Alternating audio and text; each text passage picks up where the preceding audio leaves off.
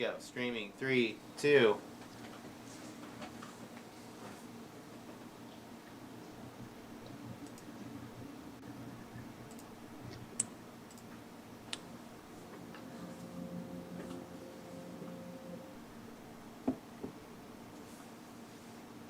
And what would the party like to do? We were going to investigate the dining room that we were in, the dining hall. You're looking around the dining room that you were in. Yeah, I was. If I needed to roll, I was prepared to. You don't need to roll. Okay. It just looks like a dining room. Okay. There's Nothing out of place.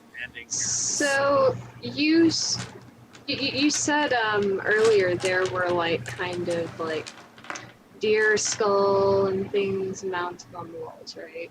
Yes, typical rancher decor. Here we go. Yeah. All right. How big are the deer skulls? Like, are they like full adult size? Could they be a little younger? Could I theoretically turn one into a tiara? Well, there's no deer skulls per se. They're cattle skulls, and they would have been what the proprietor found in his pastures. You know, cows die. Yeah. There's nothing. There's nothing you can tell about the decor that would give you any sort of clues to any mysteries. Oh, I was just thinking I'd turn one of the skulls into a really cool tiara. Oh, you're wondering if any of them are your size. Yeah. Yeah, okay. I got you. I'm with you. Yeah. You certainly can try. You certainly can try. All right. Is that a perception check? What is that? That's I'm going to let you have one of the skulls. Oh, sweet. Willow, our dark elf druid, takes one of the skulls off the wall. She climbs up on a chair to get it because she's very short, and she takes it down and puts it into her sack. I think it's time to check out the cellar. Correct? Concur. Spooky arts and crafts later. What are you going to do with those? What are you going to do with those antlers, lass? I think I'm gonna wear them. You going to wear them? Yeah. Ah, Willow. You know, Mount some stones to them. Looks so scary, like a really cool spooky tiara. Ah, well, you could make a nice helmet out of it too, or you could make nice weapons. That's true. I could teach you how to make a nice weapon out of that. That's not a bad idea. I might take you up on that. Thank you. All right, Willow. Myrin, what did you say? We're going downstairs. Yeah, I believe that we've yet to investigate the cellar, and this may be where we find our big owl. Ah, Do you big think guy. he's okay? I hope that he's held up in the cellar, and this is where he's fortified a space away from the orc. Here's open. We'll The make our way party outside. then exits the ranch home through the foyer and down the north stair, and the party passes a well and sees the cellar door on the north side of the house. It's just up against the house. It's a vertical, you've seen a cellar door, they open like such, to a horizontal passageway that goes down under the house.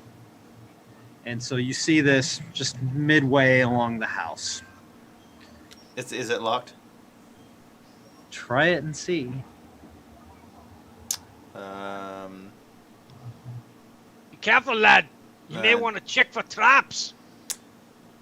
I mean, I'm just gonna approach cautiously as I go to grab it. Do I notice anything preventing me from grabbing it and pulling on it? No. Give it a tug. It opens quite easily. It creaks open, and Yep. you can see down into a cellar. I just set the door down lightly. I just don't drop it. Right. You're staying quiet just in case. Got it. Do you guys want to stay stealthy, or do you want me to produce some light? Is it dark? What we see below? It's dark down in the cellar, but if the door is open, then the sunlight shines. We're still in the daytime, correct? Yeah. You're in the dinner time. Yeah, but still in day. It's getting daylight. into late afternoon right now, but there's daylight. The sun hasn't yet set beyond the hills, and there is now a shaft of light pouring into the cellar. Okay. Well, I asked because I know Nars is human. I have dark vision. I'm fine. You have dark vision, right, Myrin? I do as That's well. elves. Everybody in the party has dark Yeah. vision except for the human. Alright, well, how are you feeling, Nars? Can you see okay down there? I'll be okay. Okay. Let's move forward without light for the moment. I guess I'll take a few light steps down and just peer below, just kind of looking, into the top of that space, and just trying to identify the area so I can at least relay it to the party. As you look into the cellar, you can see that it has a dirt floor. Walls are of mortared stone. And it has an 8-foot-high plank ceiling braced by wooden pillars. Okay. And you can see shelving on either side as you go down in, and there are lots of skulls sitting on those shelves. And as your dark vision adjusts, you can tell that they are skulls made out of butter, and they are coated in a thin wax layer. And as you peer into that darkness, you can see the bottom of a chair, The bottom of the chair. and you think you can see some legs sitting in that chair. And you think you can see another set of legs that is not sitting down.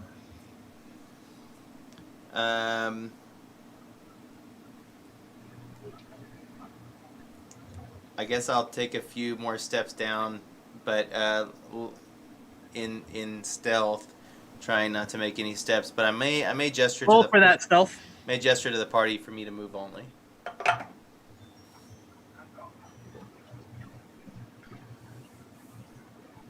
17 with the mod. As you descend a few steps silently, you can see a smallish orc with a dagger, and he is dancing around this chair that has a big figure, the bag over his head, tied to the chair. And this orc is sort of doing a groovy little dance with a dagger and singing a song about how he is going to sever both your ears. And you can notice that this orc is wearing a necklace made of human ears. And the orc does not notice you either.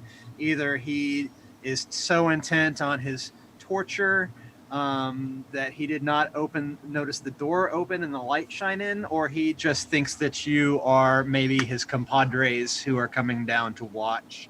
He is not taking his eyes off of his subject. Does this particular creature look any more or less threatening than the other ones we've seen?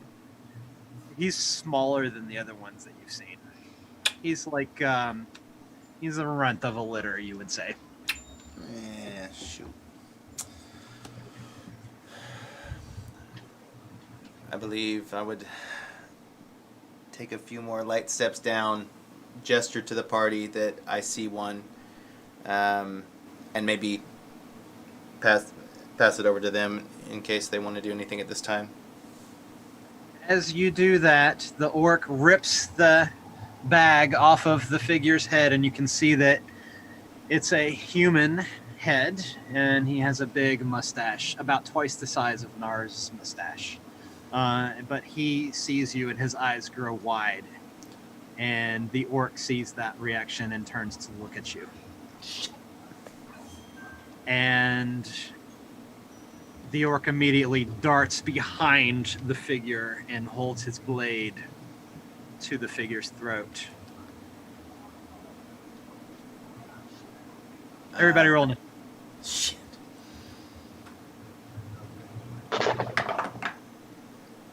$19. Okay. 13. 16. Is this initiative? Yes. Initiative roll. 13 for Thardin as well. 13 for Nars and Thardin. 16 for Nars. 16 for Nars. Yep. Myrin and 22 for Willow. 13 for Myrin. Yep. 22 for Willow. Mhm.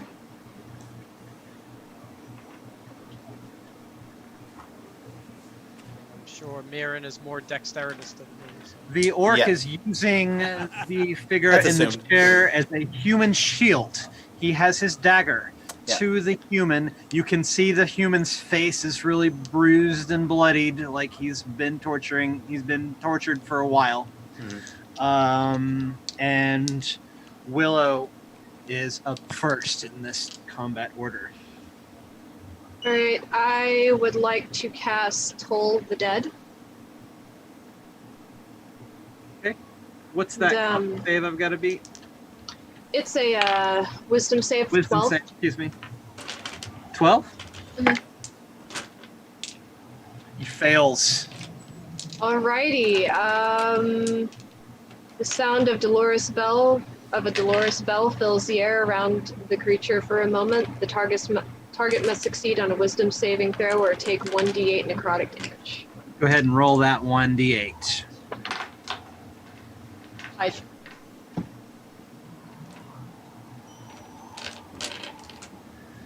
And you guys think that you can actually hear that bell sound, but it seems to be very loud to our orc foe, and he clutches at both of his ears, forgetting that he was using the human man as a hostage. He's gripping his ears and taking that damage. And what would you like to do else with your turn? Anything else? How close am I to the man in the chair? You are, I believe, still up top side. Okay. I've probably that- made it. Probably, if I were guessing, I probably made it 2/3 of the way down the stairs. Yep. I've got Yeah. Myrin. He's 2/3 of the way down the stairs. Everybody else is looking in from the trapdoor up top. So would I be able to reach the man in the chair with the rest of this turn? With your movement, Yeah, do I have enough movement for that? you can just about make it to him. All right, I would like to make my way towards him and just kind of hold my staff up in front of my face and kind So of you- guard myself. You come up to the man in the chair on guard and have your staff up. And would you like to cast any spells? You've got a cantrip that you've done, which means you can still cast a spell as your action. Yeah, you know what? A bonus. That cantrip was your action. I'm sorry, a bonus action. That's what we're going. You can Okay. cast a bonus action spell if you want to.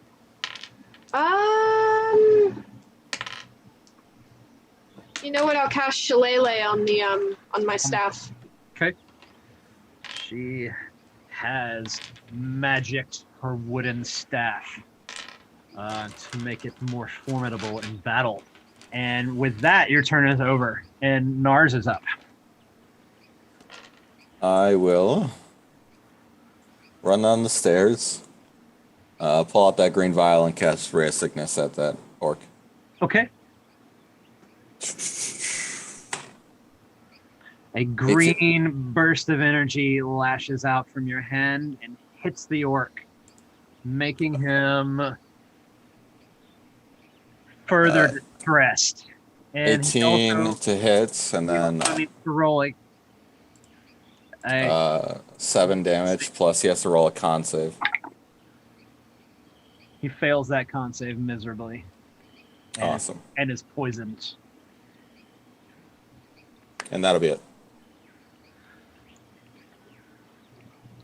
And Myrin is next. He can't believe what he's seeing, and he's closest to the action, but he is third to react. Yeah. That orc is looking like he's about to puke his guts all over the cellar floor. Yeah. So I as I was moving down, I had my hands on my daggers, kind of ready to draw. As I did, I was just gonna pull out my right-handed one and throw. I'm gonna before I throw, I'm gonna cast Hunter's Mark as my bonus. Okay. And then obviously on little guy there, and then attempt to throw my dagger of returning to this little guy. Go ahead and So- roll. Yeah, I'm turned down to do. Spell slot taken. Marked with my quarry. Oh goodness, that's not good. Was it a Um, crit one? No. Nah. No, sir. Let's see. That would have been not bad, a 10. That's gonna miss. Okay. Your tagger goes whizzing by and sticks into the chair right next to Big Al's arm. Gotcha. We assume it's Big Al anyway. We are not sure. But I mean, he's got a big mustache, right? he looks like a guy called Big Al. Mm-hmm. We're pretty sure it's Big Al sitting in the chair. We've all made that assumption. And that brings us. Do you want to do anything else with your turn? I will. I'm gonna just kind of move in a like a strafe, like in a radius, to try to get a better shot at him. Rotating myself just around further, giving a little more space for the party to move down. Okay. Still got Hunter's Mark up. That's it. Thardin, your turn. Thardin comes charging down the stairs. Ah! I smell an orc down here!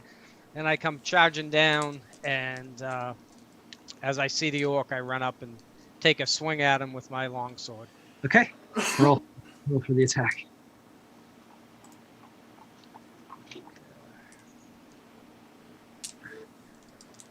It's a 16 hit him? Yes, it does. All right. And roll the damage. Okay, so it's going to take 11. How do you kill him? I stick the sword right through his stomach, and I drive it straight up to his heart. Brutal. And I pull it out. With my foot, I kick him off my sword as I pull my sword out. The party sees this happen. The short, stout dwarf finishing off this poor, lonely, small, most devious of the orcs that were on the property. And the last orc that was on the property falls into a bloody heap onto this packed earth of the cellar floor. You guys are now out of initiative. And you are in this cellar with a dead orc and a man tied into a chair with a gag in his mouth and a big mustache. He's a bigger fella. I'd like And he to close looks the distance wizard. between the guy and I. There's no distance between you and him. All right, can I untie him? Or try Yeah. to? Yeah. You go to work on the rope, and after about a minute, you've got the ropes freed. Hey. You can tell that he's very weak from his tortured state. He's like not been fed. He's not been treated with any Geneva Convention rules. He's been very mistreated for the last few days, at least. All right. He's on death's door. If you have any healing magic, I would suggest you use it. Okay, I'll start with the cantrip, spare the dying. He's not dying. Okay, cool.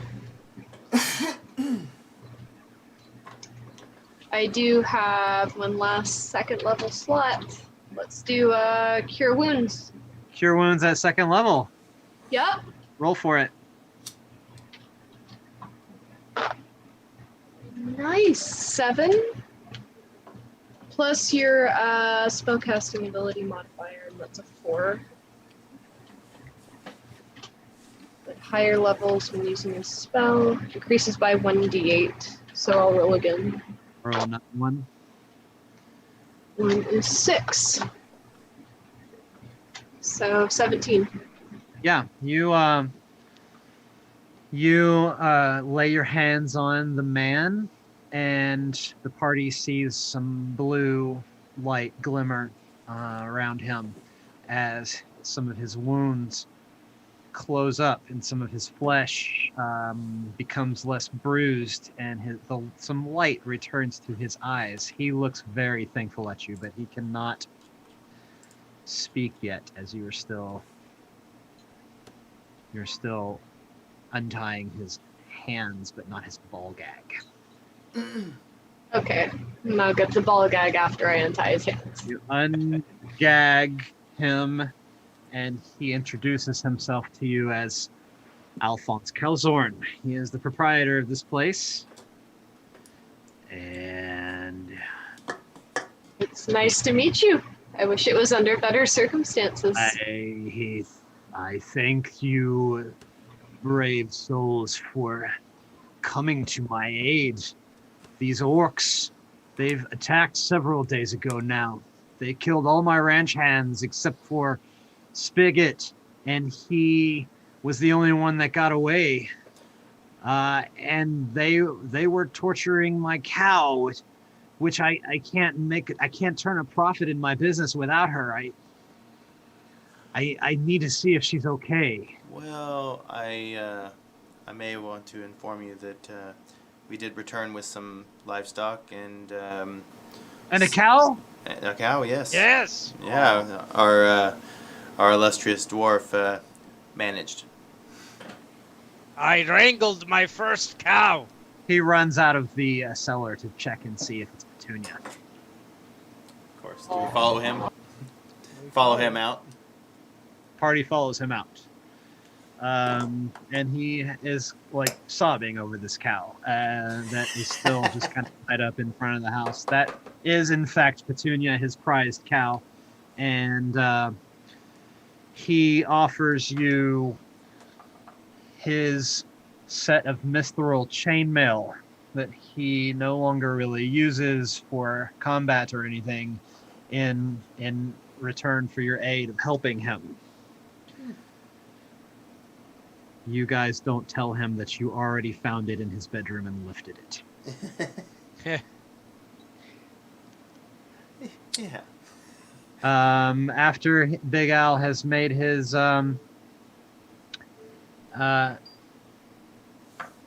hellos with his prized cow, for whom produces all the milk for those awesome skulls made out of butter, he invites you in for dinner and to stay the night there if you wish.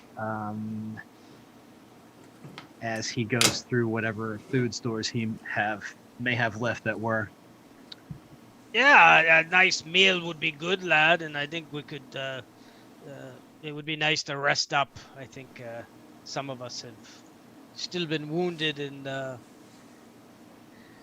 it'd be nice. I have to pray to my god later. So I could use a rest. The party then decides to long rest here at Big Al's, and his ranch is available to you. There are several bedrooms upstairs which you could choose to sleep in. Big Al. Speaking of which, yes. before we go to bed, I would like to take his mattress and throw it out the window. You Set it on fire, just burn it. And by the time he catches me, I'm already shooting firebolt at it from the window. It's okay, Nars. It can't hurt you anymore. It's It'll okay. it'll always hurt me. Anymore. It's not real. I mean, it was real, but it's not happening anymore. Are you afraid to sleep on that sweaty orc mattress with all the fluids all over it. I don't blame you. Burn it. It's disgusting. Now, Yeah. what tarnation are you doing to my mattress, boy? Let me tell you, my friend. The things I witnessed on this mattress when I came to your house. Trust me, I'm doing you a favor. That was my best mattress that I've ever had in my whole life, and you burnt it. Well, I'm sorry. friend. And as he says that, I launch another firebolt at it and burn it even farther. I'm sorry. Big Al says that you and he will discuss that a little bit later on. He's going to sleep out in the barn with Petunia tonight. Al, trust me, he did you. My friend did right by you. The orcs, they were. Oh, I can't tell you what they were doing. Now these orcs are a problem for me, boys. I believe You were they're- hooking up in your bed. Oh my goodness. Sorry. Why, I thought you should know. I would want to know. Why have you been having such a problem with these orcs? Is this a recurring issue? Not ever before. They normally stay up in the colder regions, up in the Yes, mountains and I'm whatnot. familiar. But they didn't actually come from the direction of the Sword Mountains from here. They came from the southwest, not the south proper. I Interesting. believe that there may still be some nearby holding up. Do you have an idea where? Well, the Shrine of Savarus isn't that far from here, and it's to the southwest. We passed this, correct? No. No, we passed Coinyberry. You passed through Connieberry. Yeah, Connieberry. You've heard of the shrine before. Yeah. Everybody has heard of the shrine before. We were told that the shrine local is legend. near Connieberry. Yeah, I just couldn't. I wasn't familiar with the space enough to know if we were past it or. Big Al chimes in. Yeah. You guys are at dinner now. He's Mhm. he's whatever he can find. You guys all have some steaks in front of you. He found that were unmolested by the orcs, and he's cooked them up for you. You guys are at dinner, and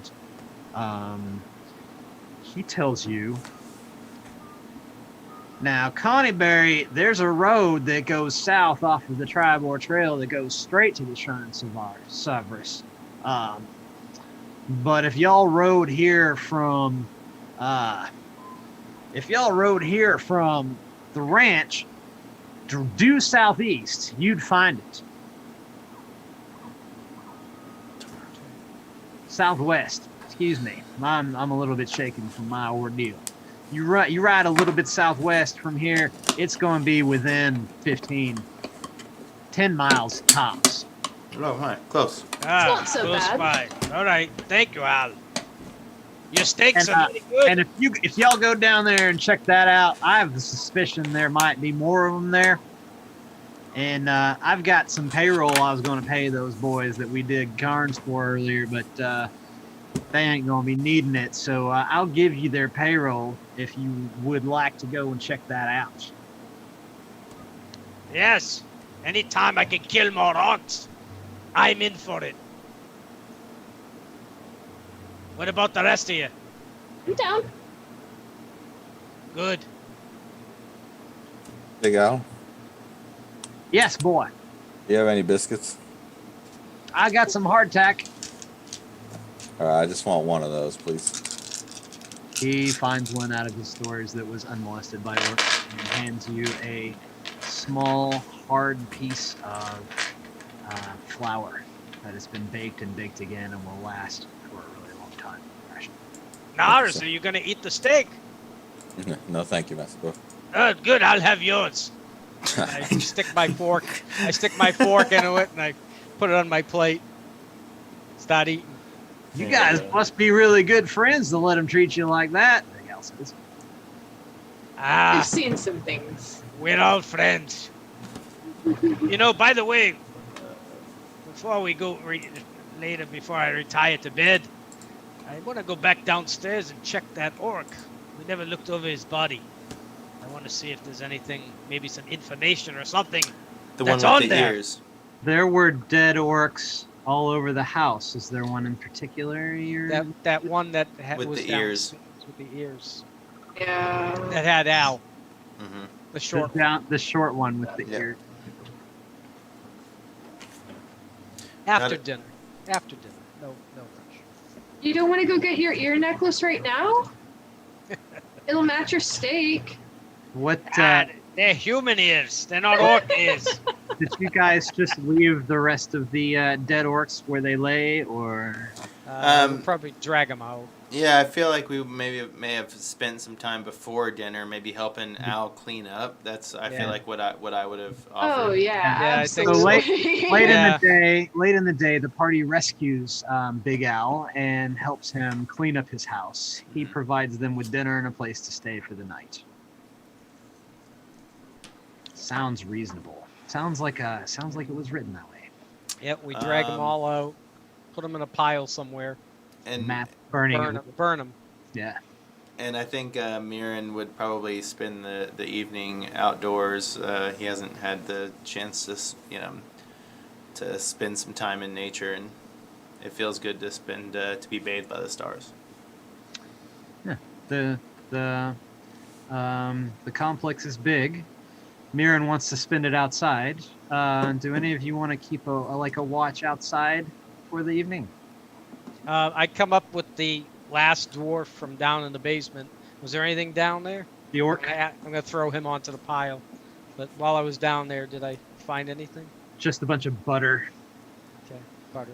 Okay. Butter sculptures. Butter. I kind of balls.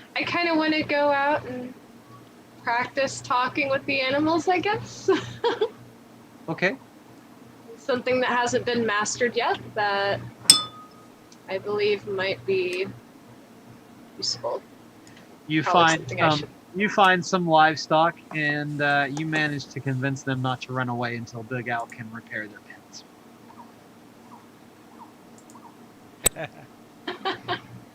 The orc you got from down below, he had a necklace made of human ears. They were just various ears that you can recognize as humanoid, whether they're human or dwarf ears. They're not pointy, is all you can tell. But he just seems to. There doesn't seem to be anything special. They're just the ears of his victims that he wears as a trophy. Okay, I take him and his necklace and I just throw him onto the pile.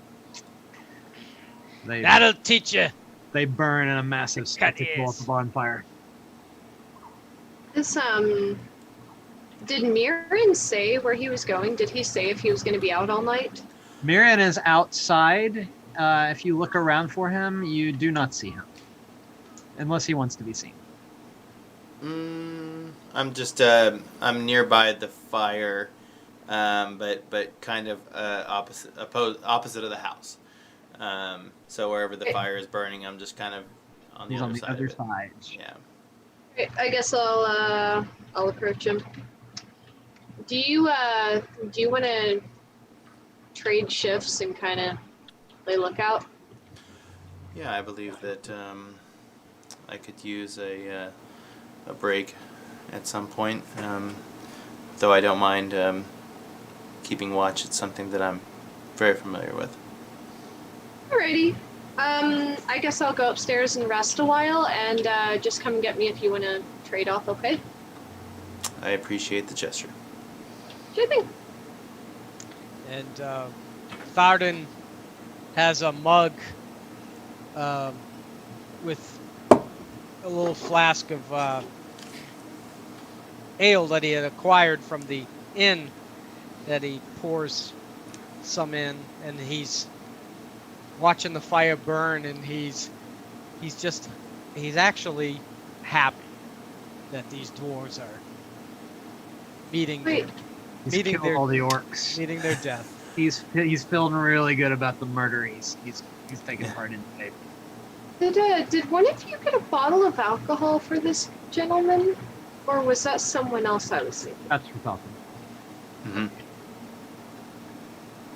Myrin does have a bottle of wine, but I assume he's Mhm. saving it. for talking. Okay. I wasn't sure if that was the person you were It's looking for. the good stuff. After I watch over the fire, I'm going to go to a room to pray to Moradin. If anybody else has anything that they would like to do, now would be the time.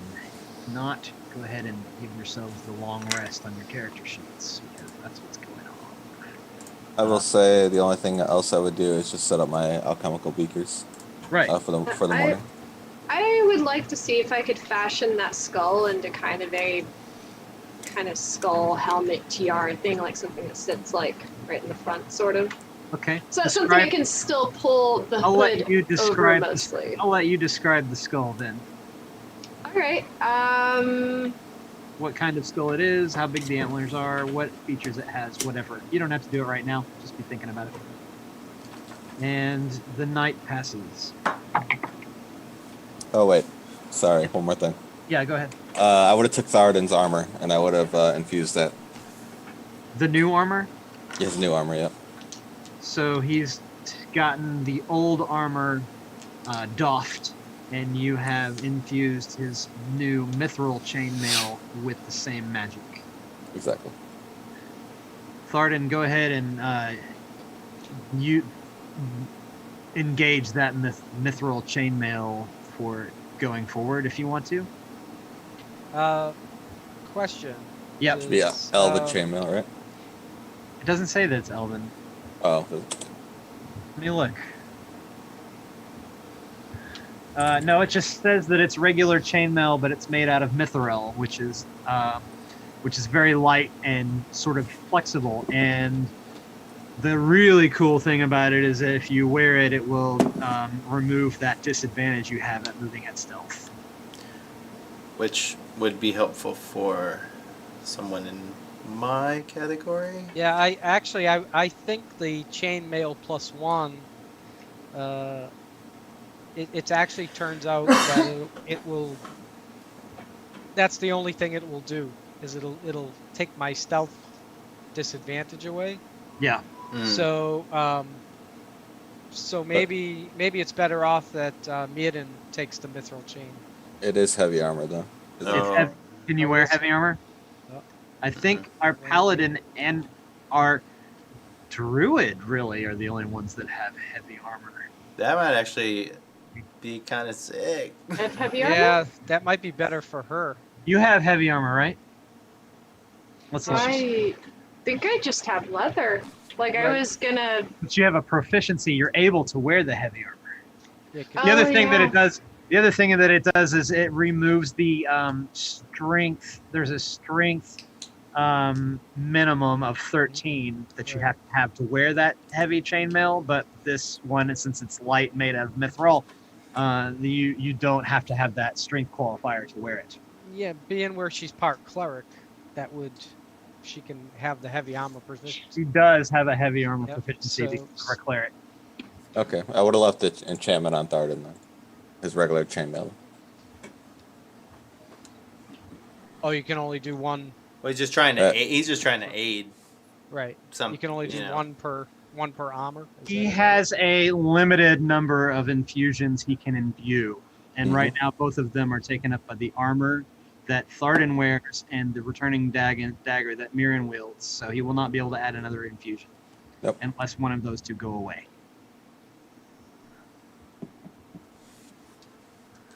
All right. Well rested. But So we want to give we're gonna give Willow the mithril chain. Willow the mithril chain. Do you want to go ahead and add a mithril chainmail to your Cool, I get your that. inventory if you want it? Sure, yeah.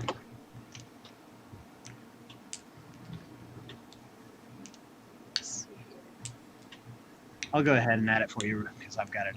Just do it like Hey, that. that works. It automatically equips, right? No, I'll equip it for you. Okay. Does that change? It might Armor change class? It probably should. You Yeah. can you wear the leather armor underneath the mithril chain? Because that's the, Can I take the leather armor off? Is that an option? Yeah, you can take that off. Looks like if you engage both the chainmail and the leather, your armor class stays at 16. But you were before you were at 14. Now you are at 16 with this new mithril chainmail that you have. Nice. If you remove the leather, does her armor class go up with the chain? No, if you can have the leather engaged as well, and it doesn't Okay. change anything. Okay. Okay. So you get one armor class benefit from the armor that you wear. That's good. Very good. Cool. I'm a class of 16 now. That's nice because I've been kind of like jumping like right in front of people recently. Well, got to keep you alive. Yeah, a lot of my spells are like the enchantments and the blessings and things like that. Like a lot of the healing spells and things like that are like touch. So like some people I have to get like right up on them. Yep. Did he say he'll pay us for helping out? He did say that. And as you wake the next morning, you are ready to head that way to southwest in search of the Shrine of Savras. He also offers you 4 horses Oh, to nice. ride there to get you there faster, on the condition that you come back with them and return them to him to get your payment, because he needs these horses to get his ranch back running again. But he'll let you take some horses over there. Okay. That'll Thank speed you, Al. up the Thank process. you, Al. That'll help us get there quicker. You guys, you don't have to roll animal handling for any of it, because Big Al has trained these horses so well that he just brings them to you, and they're ready to accept you as their riders. There we go. So you then will travel and set off. So you back down the Tribor Trail. Well, you leave the ranch going south down his causeway, and you hit the Tribor Trail, and you start to ride due southwest.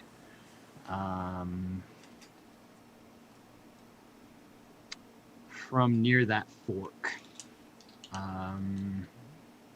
And you ride a little ways.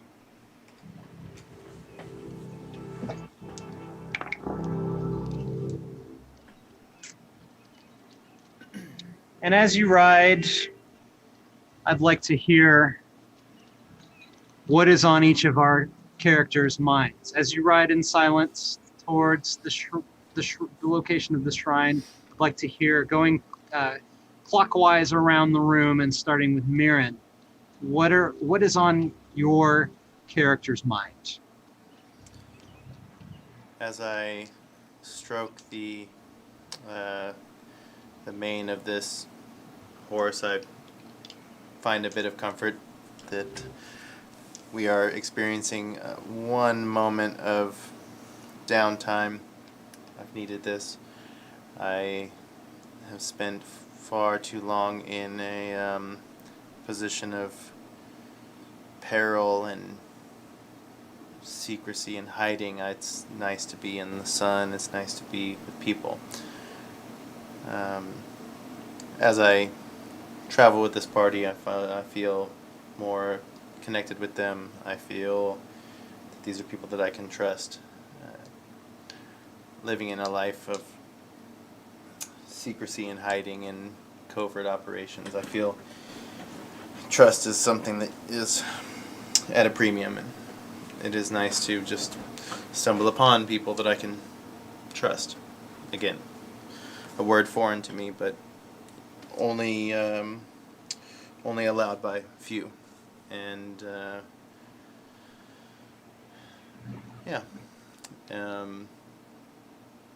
when you trust somebody, you are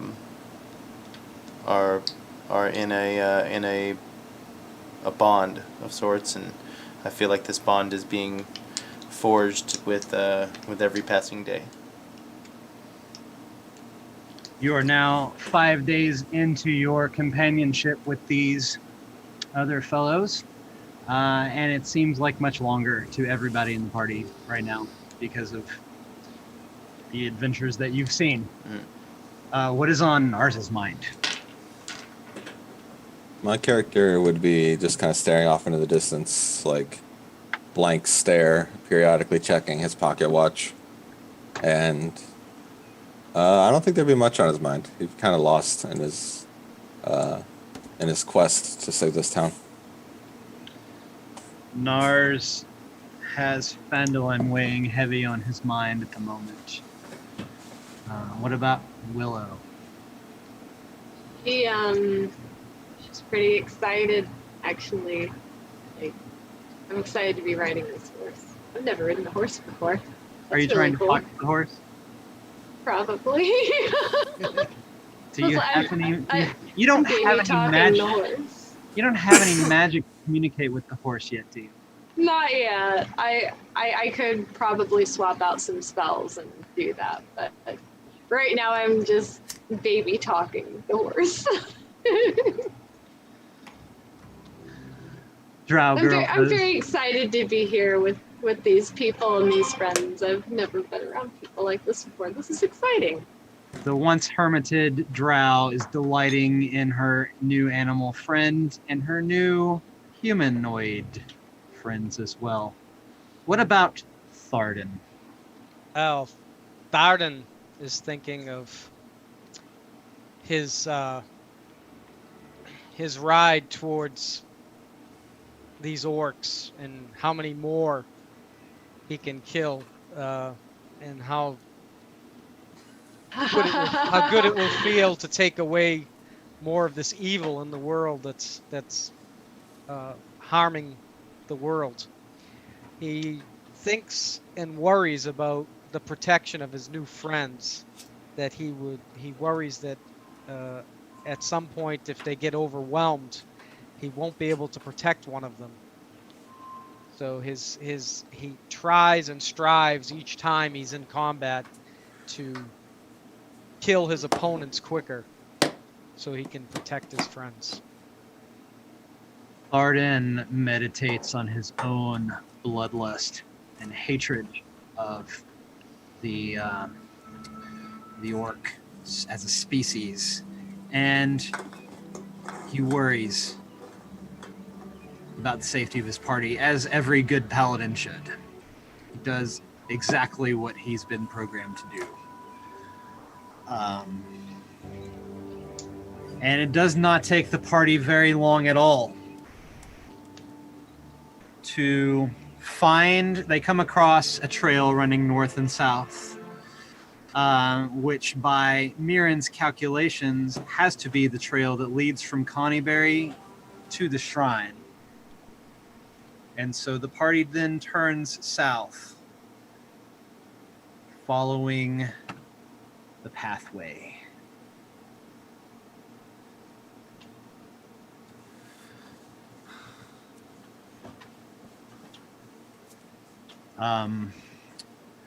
You guys are in the foothills. You're nearing the foothills of the Sword Mountain. You actually seeing some foothills rise far to the east and the west on either side of you, and see the Sword Mountains as they rise up out of the distance.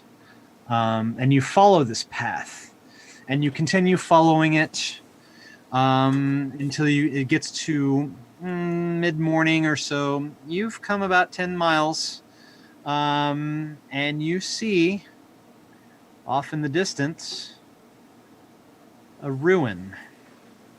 It's still quite far away, but seeing as how it's in the middle of a huge field, it's the only feature for hundreds of feet around it.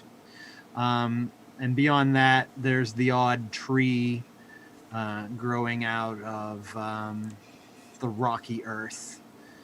There's some crags that are starting to outcrop around this field, but you see this ruin that stands in the middle of this field, and it looks to be an old stone temple, and you can see a belfry jetting up from its peaked roof. And it's unclosed by stone walls, many of which have collapsed sections. And the trail looks like it comes to an end right there at the crumbling gatehouse that is on the north side. You're approaching from the north. You see on the north side there are walls. There's this building beyond the walls. And there only the northeast tower remains from around this perimeter wall. It looked as if one time there was a tower on all sides of it, but the northeast one is the only one that is still standing, and you think you can see a figure atop it. You guys are about 350 feet out, and there's some rocky outcroppings nearby the trail. Yeah, I feel like I would want to hold my horse and maybe tie it up and then move to a higher position. There is no higher position. Oh, yet. we cannot. We get okay from where you I'm are at. in the middle of a big flat land. You can see how the hills rise far away, but it's hundreds of feet off that you see the nearest hills. Oh, okay. So you're looking from some craggy cover, sort of nearby. You're looking at in a middle of a huge field, hundreds of feet around it. But we see a figure. You can see a figure from this far off. The sky is in deep azure blue. It's like a sapphire, and it's really bright, and you can see this figure. And that figure standing on. He's standing on the. He's up on the tower. Tower. Okay. The northeast tower. The only one that still stands out of the 4 towers. And I try to deduce if it's an orc. Roll for perception. Yeah, right. 7. You can tell that it looks humanoid.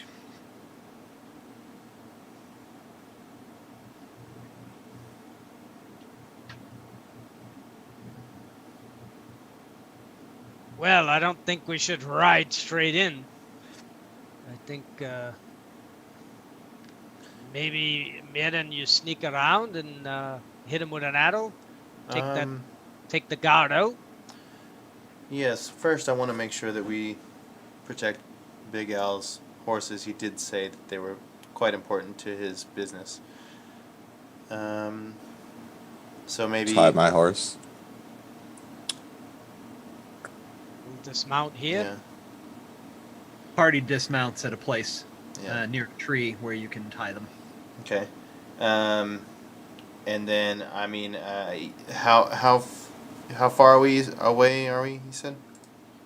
About 350 feet. So I would just need to. And it's a human.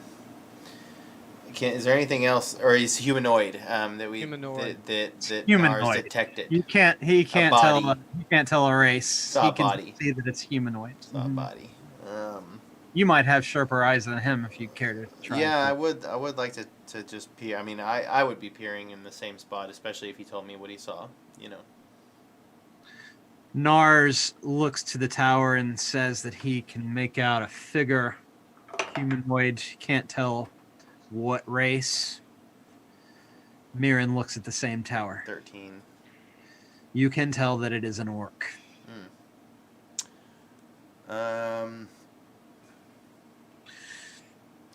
Could move to a position close enough within range of my bow and see if I can make an arrow to this person. Are we trying to move in with alert? I mean, this will certainly cause alert. Does there seem to be another entry point, or is it just the front gates, basically? What you can see is the gatehouse. The northern wall of this perimeter looks to be pretty much intact, but you can see that some sections of it are collapsed in. So You don't have to go through the front doors. From where you are right now, you can't tell to what degree all of the walls are knocked down. Maybe we could double around the back. Do we see, as far as like the pathways up to this space, is there anything that provides more cover than another? You don't see a way you can make it to the structure from cover. Well, And as we're looking, the little drow girl goes and finds a crag to squat behind. hiding a bit. I have an idea. I could transform into that orc with the ears and try to hail him down. Yeah, and what would this gain us? Maybe he'd come down. Maybe somebody else would come out. Like push, bring them out to us. Yes. 'Cause Yes. as of right now, we won't be in cover. Yes. And we can find this cover. Is there cover to be found if we were to do something like this? The area around. The area around within 300 feet. 'Cause we can see that has- space, right?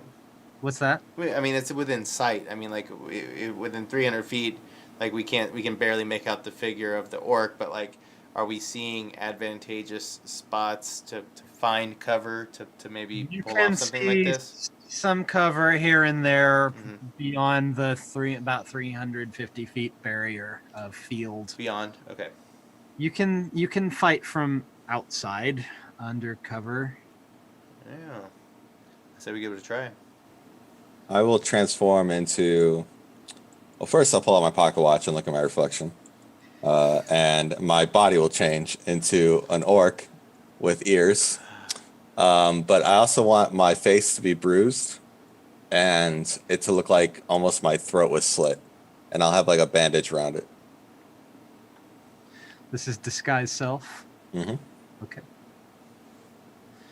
The party sees Nars magically in a poof transform into that smallish orc that you guys had slaughtered the day before. And then I will walk out in the open and flail my arms around and kind of try to hail them down. And I won't make any noises, like I won't talk because I can't speak Orcish, but I'll grunt. So where are you exactly? I would probably go about 100 feet out, so probably You're could see me at 100 200. feet in, And your arms. um You're a little bit of a third of the way from the party to the structure, and it doesn't appear that the orc can see you very well in the daylight. Because Okay. he's not looking your way. You're gonna have to get closer to get his attention. mhm. All right, I will shoot a firebolt at the ground and I will fall backwards like it just hit me. There you go. The fire burns. Firebolt would the- make a noise and sound. The orc looks your way, and I will, with one hand reaching up to him, I'll like a moment of desperation, I'll reach up towards the tower. the orc looks your way, and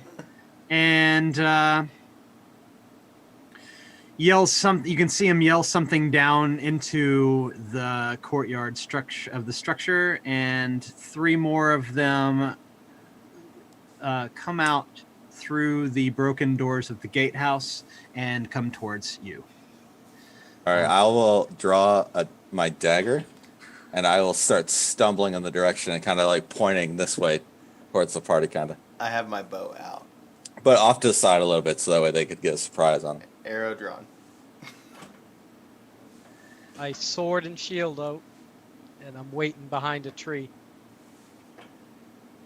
I definitely don't want to let them get within like 100 feet of me, so I want to trail off. So what's your plan? So I literally turn around, grab my knife, and as they see me stumbling to my feet, I like start grunting Okay, sorry, towards guys, I'm the back. party. You're good. So as you're getting to your feet and some orcs are approaching you, they are they're about 50 feet outside the gate. They're coming towards you at a pretty good clip to see what's the matter.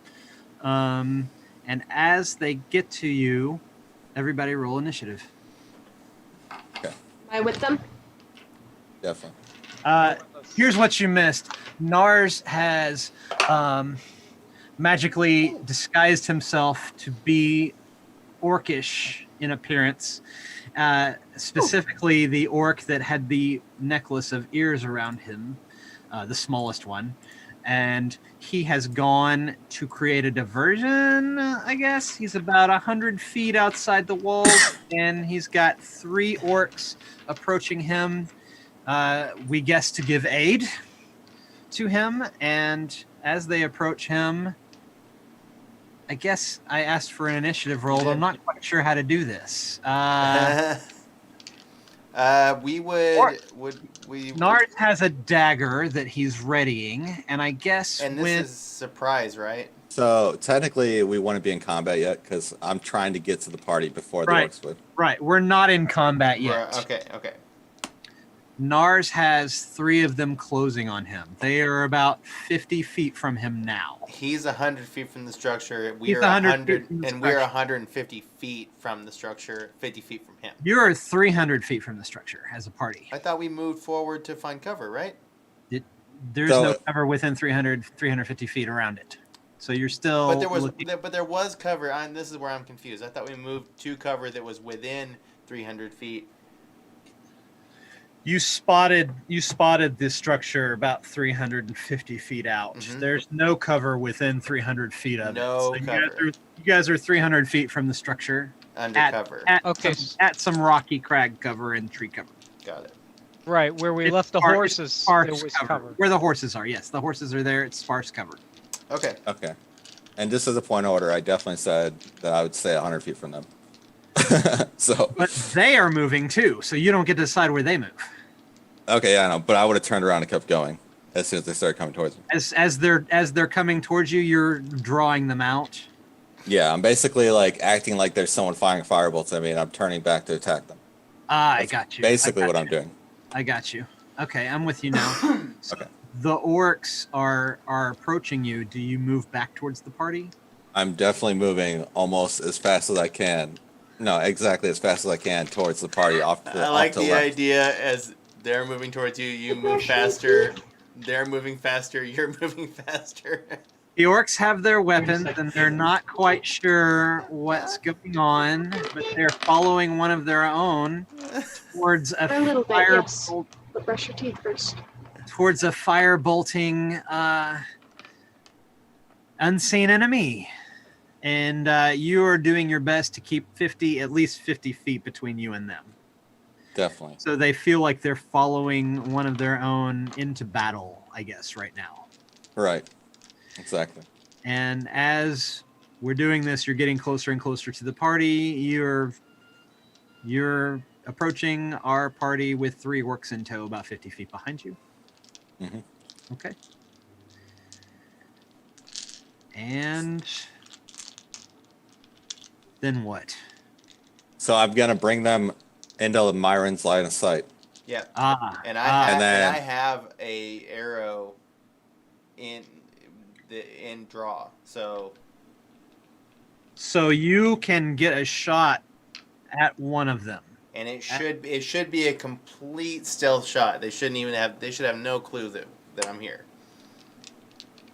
So I'm leading them off to the left a little bit so they don't know that he's off on the flank.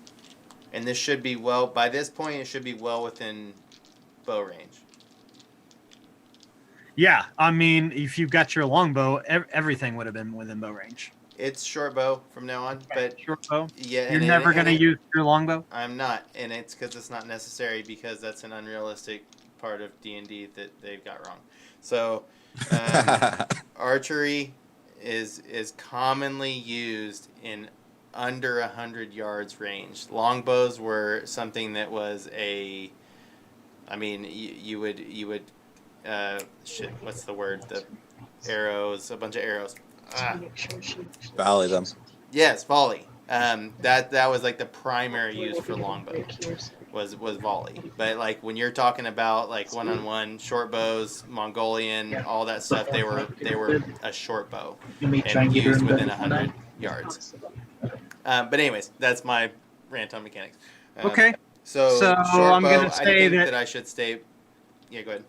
you're using your short bow, and he's leading them to the northwest, I guess. And it should. I'm just guessing that they just don't see me. We're staying. They don't we're see staying anything stealth. but him. Yeah. So They've got their eyes on him. They're looking for the enemy. So but they don't. I should be able to at least get one off and at least draw another arrow. At least I don't know.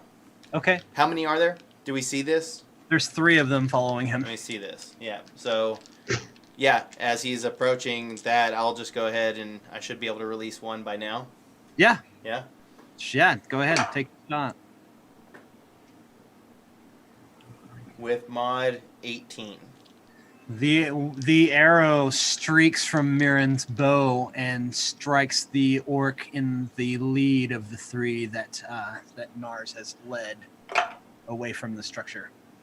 And roll for damage. 8. And now the other 2 orcs I should also be able to use Horde Breaker to be able to the same weapon. Uh-huh. Okay. Same weapon, different enemy. There should be a running in a pack, right?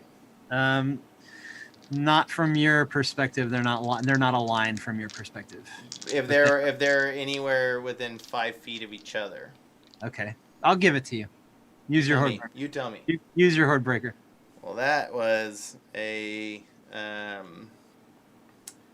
27 to hit. Both of them hit. that one, and then that one should not. I don't think that contains mod. No, it's just another weapon attack. So what were the 2 damages? 8 and 9. So it should be just between 2 different of them. I would just submit first and second. Myrin launches his arrow. And it enters one orc's arm, passes clean through, and enters the other one's torso, just on the side, on his love handle area, and it also passes clean through. And the third one sees that trajectory that arrow took and immediately turns and sees the party from their vantage point now. And now everybody rolls initiative. You are in combat. Hell yeah. 6.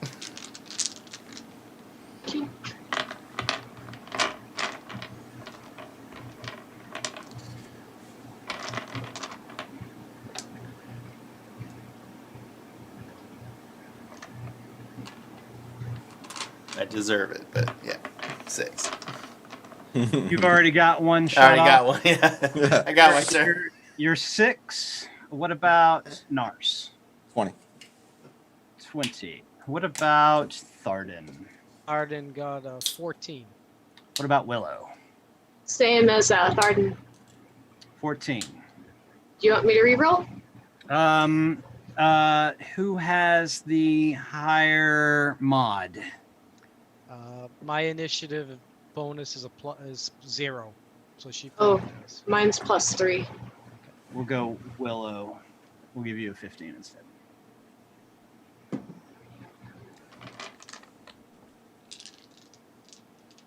And looking for the rest of them.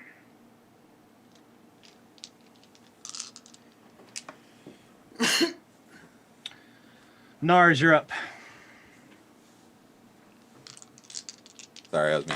I'll point my dagger at the party, and I will Oh, just... hang on. Sorry. Give me those damage numbers again. 8 and 9. Yes. Let me damage these two guys. 8 on the first one, 9 on the second one.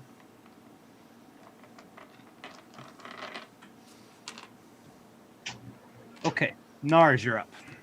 Okay. I point my dagger to the party, and I just grunt towards them, and I start charging the party.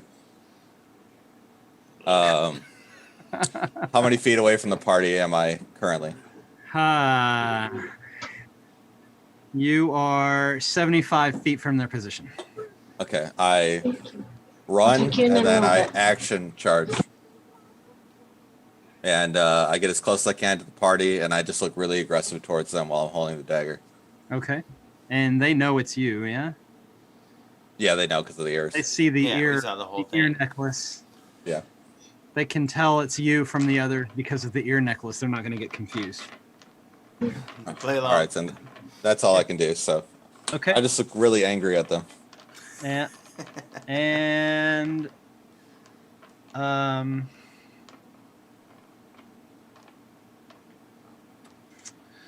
that will bring us to one of the orcs' turn. And he is going to... They are going to use... where is the stat block?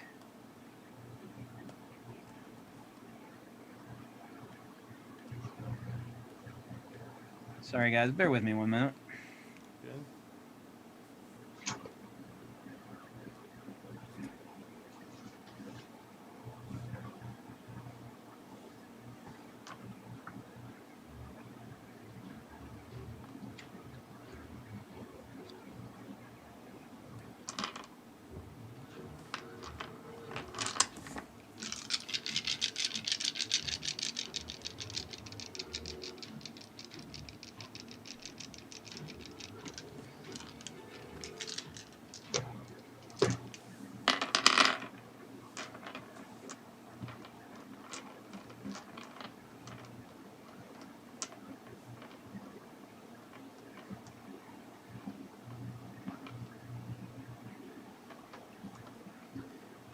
Myrin is sharpening his next arrow.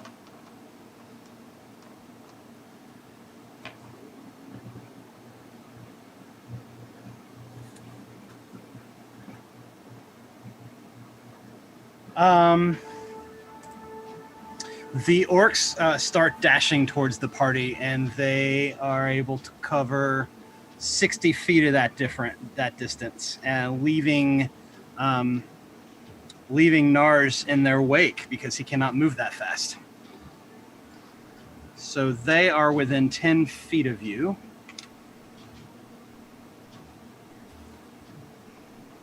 And that is the action for both the orcs.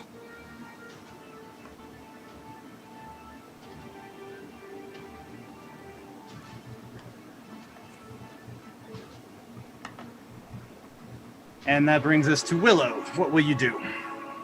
Cool. So you said they left Nars behind, right? Right. They can move faster than him. Alrighty. I would like to use Earth Tremor as a first level spell. Okay. Has a 10-foot range. You cause an earth tremor in the ground within range. Each creature other than you in that area must make a dexterity saving throw. Okay. But I would like to cast it out towards the orcs and away from my party members. 20-foot radius. I believe so. Let me double check. The ground becomes loose. Earth or stone becomes difficult terrain. It says range area 10 feet. So Okay. I know they're just within range for this. So go ahead and is that a saving throw? To take Yeah, that they have to make a dexterity saving throw. Okay. 12. We're not in that range. Is that correct? No, shouldn't be. I won't cast it if you're in range. I'll find something else. One of them passed. The other two failed. All right. On a failed save, creature takes 1d6 bludgeoning damage and is knocked prone. Go ahead and roll those 2d6, one for each. 5. 5.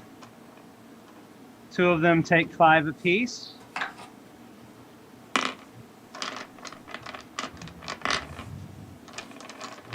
They should be knocked prone after that. And knocked prone. Got it. And the two that failed that saving throw are now prone. One of them is still on its feet within 10 feet of the party. The other two are laying in some loose, rubbly earth that it looks like it would be difficult to traverse. And they're looking pretty bloody, those ones on the ground that are knocked prone. As a bonus action, I'd like to cast Shillelagh on my staff. And she casts Shillelagh. And then I end my turn. I'll just stick close to my party at this point. Thardin, you're next. Okay, Thardin runs forward with his shield and sword readied. I can move. You can close the gap between you and the one that's still up. All right, so I get to him, and as a bonus action, I put a hunter's mark on him, and I attack. Okay, this is a natural 20, a natural crit. Whoop. Okay. Nice. Yeah, very nice. Go ahead and decide for me whether you'd like to roll double the damage die or roll it once and double the score. I'll roll double the damage die. And this is, you've got your shield and your longsword this time? Longsword, yep. Okay.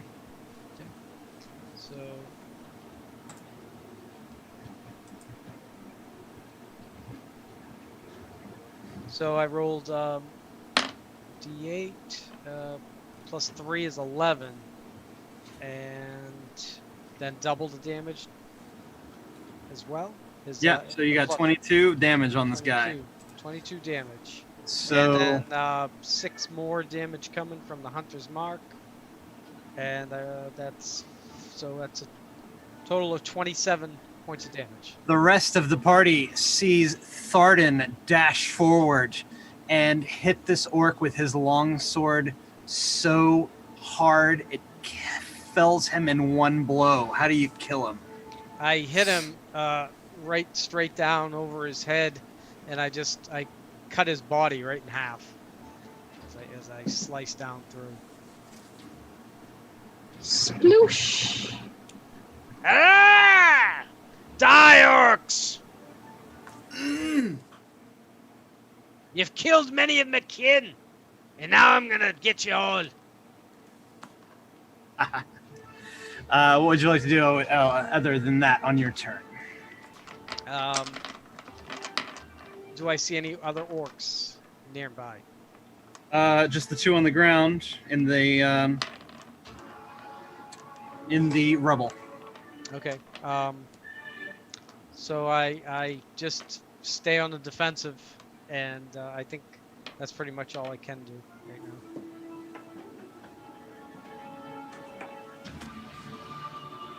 Okay. Besides moving the hunter's mark to the next target. When that Yes. Which target would that be? the next orc that's coming up towards us. Okay. If they are still on their feet when your turn comes around again, the mark will be on them. All right. It's Myrin's turn. Can you describe the area that I'm looking at that Willow has destroyed? Looks like a bit of a crater near you guys. It's definitely got a bowl feature to it, and there are some big boulders and loose rubble in it, and two struggling bloody orcs are prone on their backs in it as well. Okay, so Look, Thardin, I made you orc soup. having my my bow drawn, I'm going for a similar action because I had just pulled this off before, but it's going to be 2 consecutive attacks. If You're using your Hordebreaker skills. if they're within 5 feet of each other, which if They are. if they came into a bowl like Crater, They're right. they probably would. They're right next to each other. Mhm. Yep. So it's a 18 to hit on the first one. Okay. And the second one? Sorry, that was damage for the first one. I won't change that roll. Natural 20 on the second. Okay. You probably don't need your double damage because these guys are just barely hanging on, but go ahead and roll damage for Sure. each one. First one was a 7. The second one was a 6. They are both dead. How does that strike exactly work? Two So, with the arrow on the ground. It's a pull from the quiver, pull, strike, release, and the same motion, pull, strike, release, and it's just kind of real quick. Did you see these motions? It's odd, if there's a difference in a few seconds, from strike to strike. Okay. That they enter, and much like you described prior, clean entry, clean exit. Okay. And they are both dead. Yeah. Willow, I definitely would try anything else you want to cook, but not orc soup. Blech. Yeah, this is one of my messier creations. I will probably add to your soup, though. I'll be killing plenty more of them. It's ironic. Like, this is kind of the opposite of what I usually do.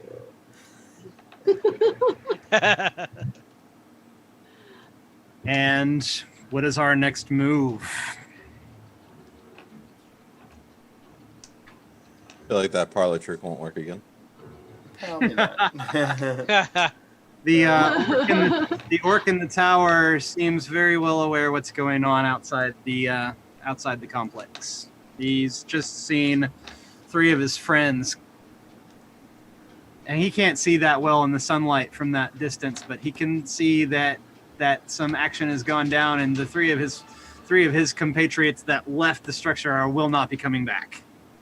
And he is squinting. He is squinting and has seen all 4 members of your party. Want to rush the base and try to take them out from the tower, Myrin? Yes, I think it's time to push in. How far away am I from this guy up on the tower? You guys are still about 300 feet out. I should be within long range of an arrow shot. Yeah. You can try to shoot him with your action when your turn comes around again. Yeah. Okay. We're still in. We're still on initiative, and Okay. it's Nars' turn next. Great. There's a combat engagement happening. What would you like to do, Nars? I guess I'll just turn around and start running from the party. You're still looking like an orc. Mm-hmm. Nars turns around, and what do you do with your action? Do you dash back towards? No, I just run 30 feet towards the tower, waving my hands again. Okay. What do the rest of you... Well, whose turn is it? One Willow's second. turn.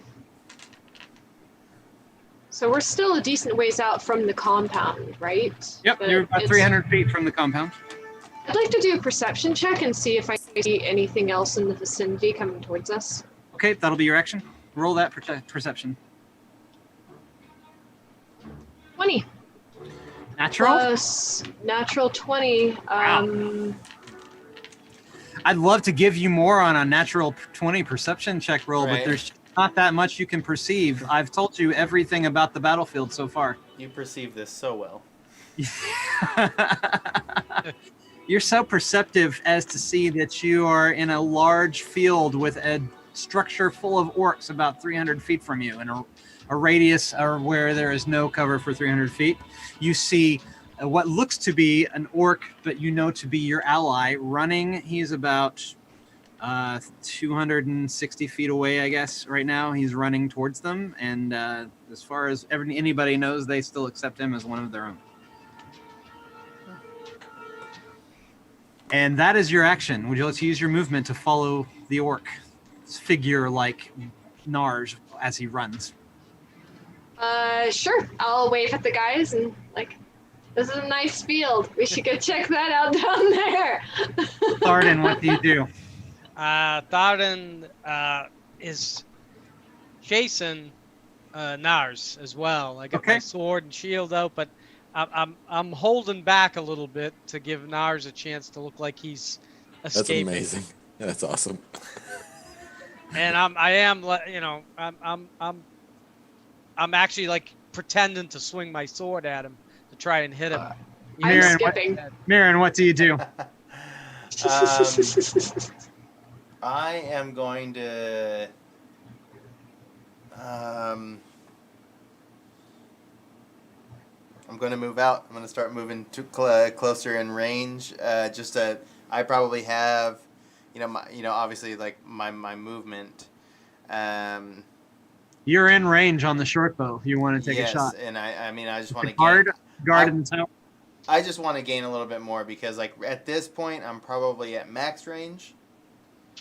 And if I moved in a little bit, I would just get into. But that's my goal, is to just. So you can use your movement to get 30 feet closer and then take the shot. Yes.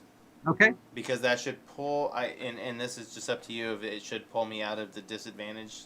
You won't shoot at disadvantage at 260. Okay. What's the range on that weapon? 320. Yeah. You're in total good non-disadvantage range. Okay. So I'm just gonna try to get that one shot out to him, which is another natural 20. On the Elven dice. Roll the double damage. What are you gonna do? One roll and double, or double? No, roll? I'd actually like to grab 2 arrows and load them in, and I'm gonna pull that back and release with 2 arrows. Your ranger is using his bow to shoot 2 arrows at a time. Hey, got the 20. And he hits with both of them. Nice. Which is a 7 and 9. Actually, no, that's gonna be. Yeah, no, I can't use the 2 arrow. You've in effect hit with 2 arrows. So if you want to roll for 2 arrows damage, I might fly with it. It's the double damage, so we'll just say that's how it occurs. That's how you get the double damage. You hit with both arrows. Sure. Yeah. Yeah. I like that thematically. So and it'd actually just be one of those. So that's a 9, 10, 11, 12 total. 12 total damage. Yes.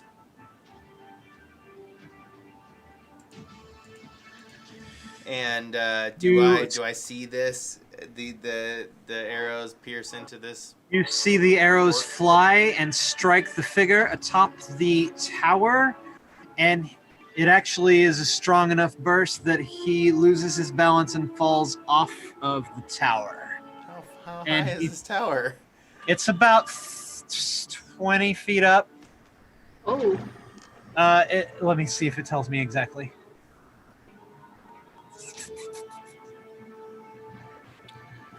The gatehouse is 20 feet high.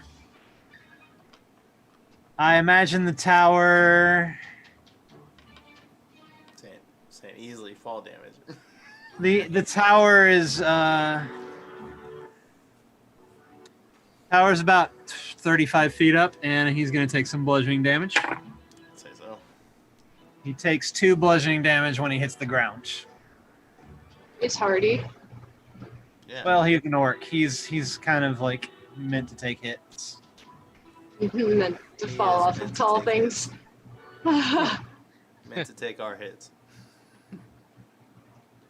And he is prone on the ground, clutching his broken bones as he has hit the ground. It's not, you can't really tell, but you can't imagine that he's feeling too good. Right. And next in the turn order is Nars. I just keep running like they're attacking me. I'm trying to get closer and closer to the gatehouse. So you use your movement to get 30 feet closer. Yes. Do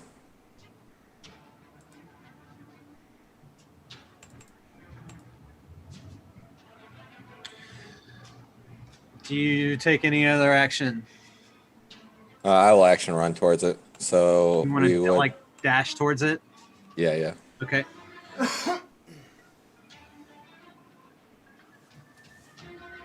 You're now within 100 feet.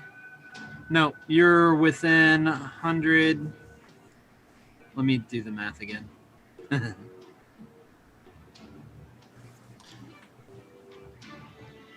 You're about 210 feet away from the gatehouse at this point. And you're close enough to see movement. Can I make out what it is? You can make out a little bit of movement on the east side, but you, from your vantage point, can't really see. But it looks like that some curious soul is sticking his head out the eastern wall where it's part of it's collapsed, and can see the scene. Oh shit.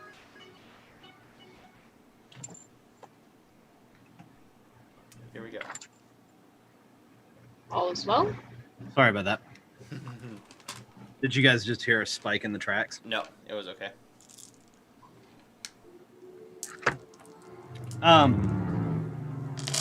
Back to what I was saying.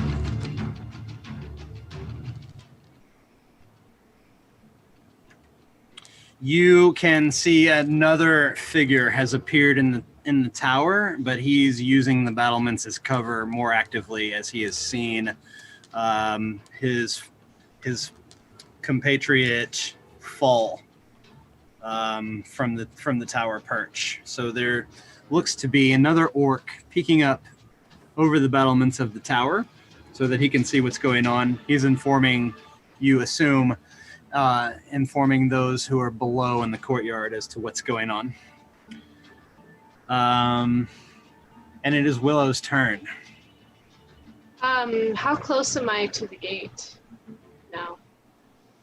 You were following behind Nars. He's dashed ahead of you, so you are looking at about 250 feet. Thereabouts. All right. I'm gonna try and stay close with the rest of the party. Whatever their pace is, I want to match pace with them. Okay. You'll use your And- dash movement to try to catch up to Nars. He's got a little bit of lead on you. He's running in front. Disguised as an orc. You are behind him. Thardin, what do? You following as well? I'm dashing as well. Get back here, you bloody orc! And I'm swinging my sword and making pretend I'm going to try to hit him, but I of course I don't. And keep screaming my way to let the orcs know we're coming.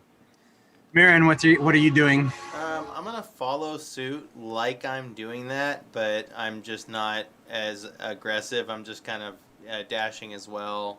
Okay. And in that, I'm also readying an arrow for like the next one that I see that's going to attack one of us that's in this like rushing party.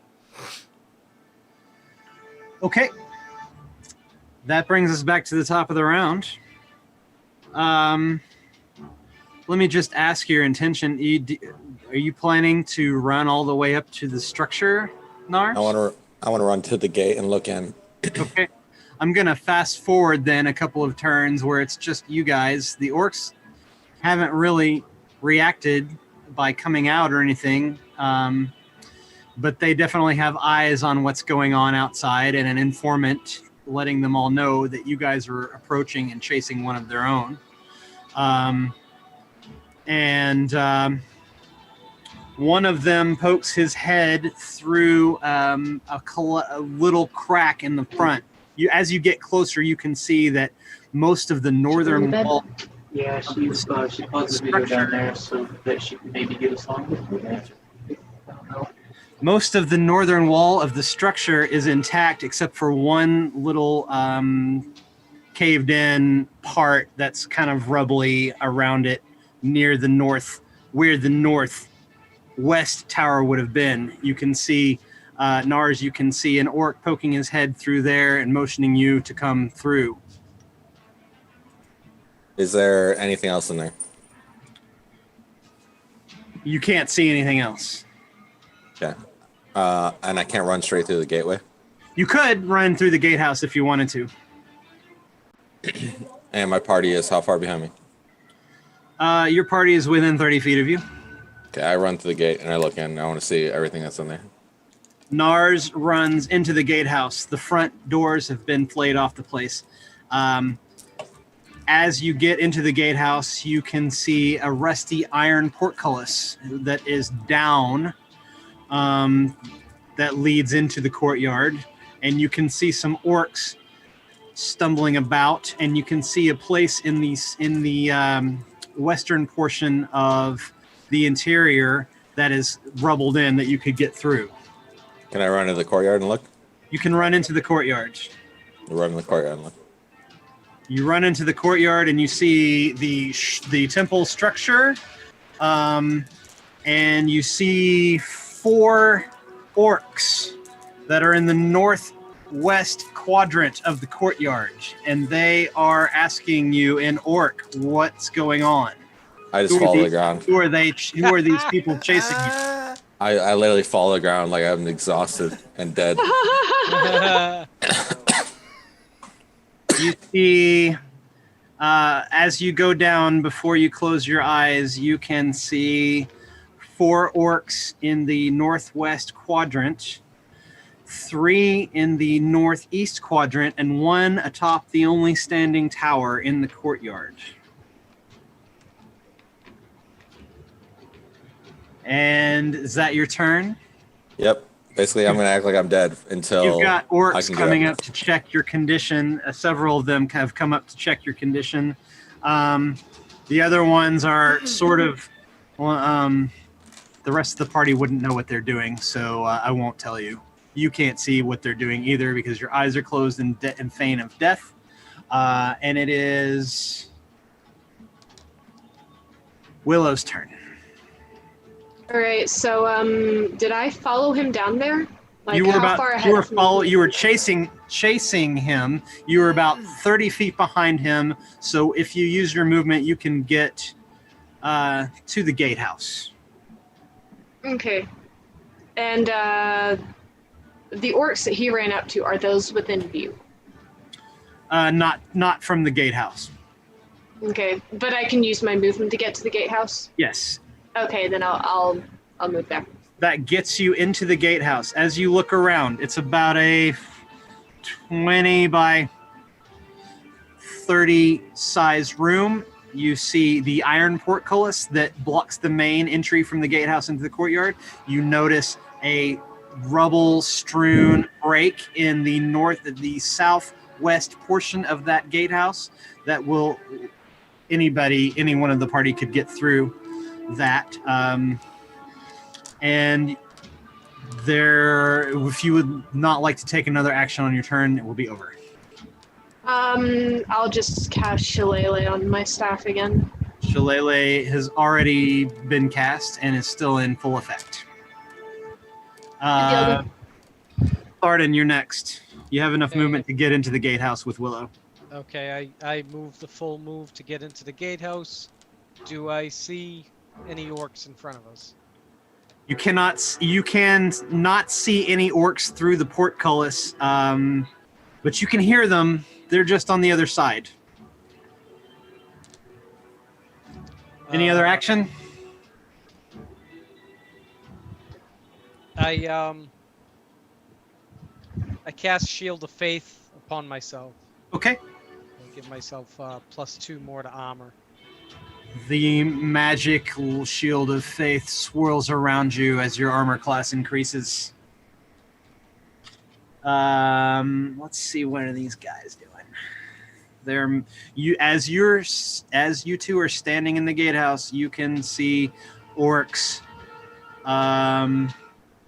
moving around. One of them comes up to the portcullis, and he sticks his javelin through the portcullis, trying to hit you.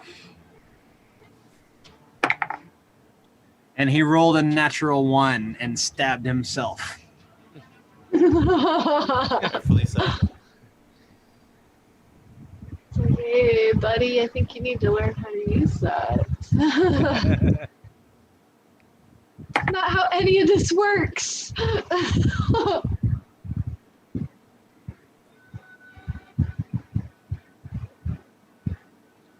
Just check this stat block out really quick again.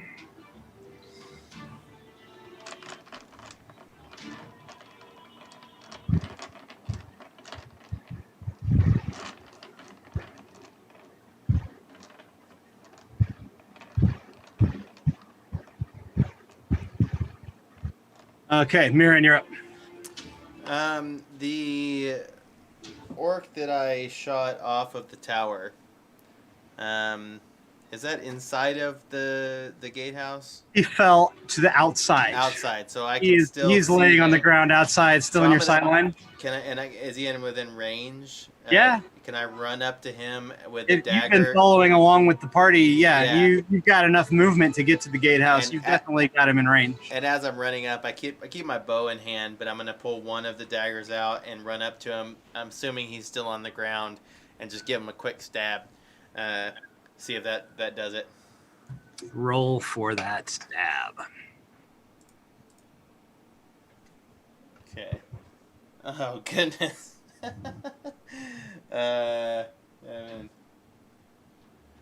31. 31 to hit? Yeah. Jesus. How in the fuck did you do that? Wait, I'm sorry. No, my math is horrible. 21. 21 to hit. It hits. And you kill him. Yeah, it should be quick and dirty. He had 1 hit point left. Yeah, well, there was a 6 on that die, so. So you pretty much just stab him Yeah. into the neck, and he ends his pitiful life laying in the grass outside of the Shrine of Savris. You guys have taken out 4 of 4 them. 5 of them now. Yeah, okay. It was And- 3 in the beginning, the one that fell off the tower. 5. 3 in the beginning, the original lookout. Now the second lookout. Okay, That's 5. okay. Um, And then I guess I'm just trying to get a lay of the battlefield at this point in time before I wrap up. Okay. You're standing outside the northeast tower. You can see to the south a lot of the wall is missing. Okay. And you've just seen your 3 friends run through the gatehouse to the north, in the center of the north wall. But against that portcullis, you said? They've run up against the portcullis, but there's inside the gatehouse, you wouldn't know what's going on. Okay, got it. And Probably saw the portcullis through the open door, That's, the yeah, that front right. door, Yes. but you didn't see any interior of the gatehouse detail. Okay, and then inside of in the space that I'm at, I probably burned up all my turn on the movement into him. I would imagine. You have burned up an action and all your movement here, but you can see that the eastern wall is quite caved in the southern portion of it. Okay, I probably will. Yeah, I'll just keep sights on that. And in my turn. Okay.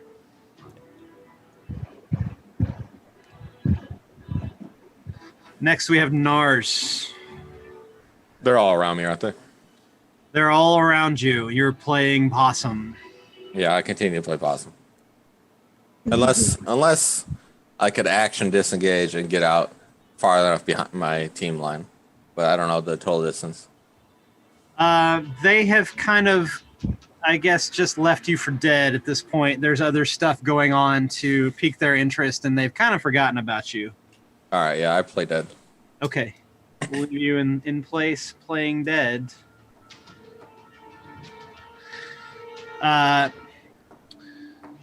Next, we have an orc.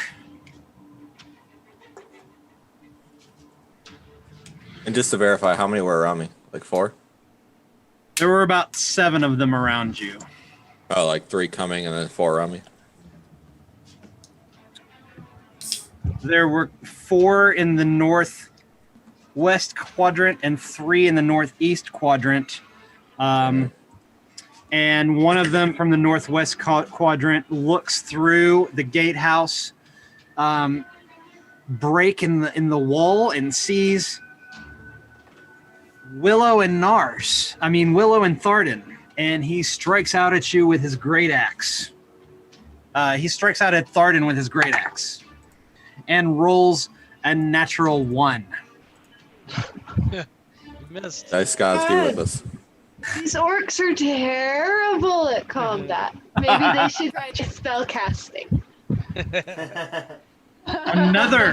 Another orc looks through and sees both of you, Willow and Thardin, and he strikes at you with his great axe at Thardin, and he rolls a 21. Does it hit? That's a miss.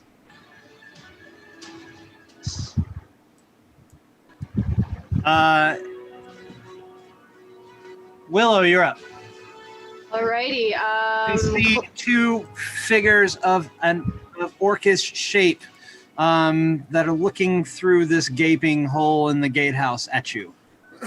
Alrighty, closest one to me, I'd like to cast a guiding bolt. Okay. Roll for the attack. Alright, 14 plus 4, so 18 to hit. It hits. Roll for damage.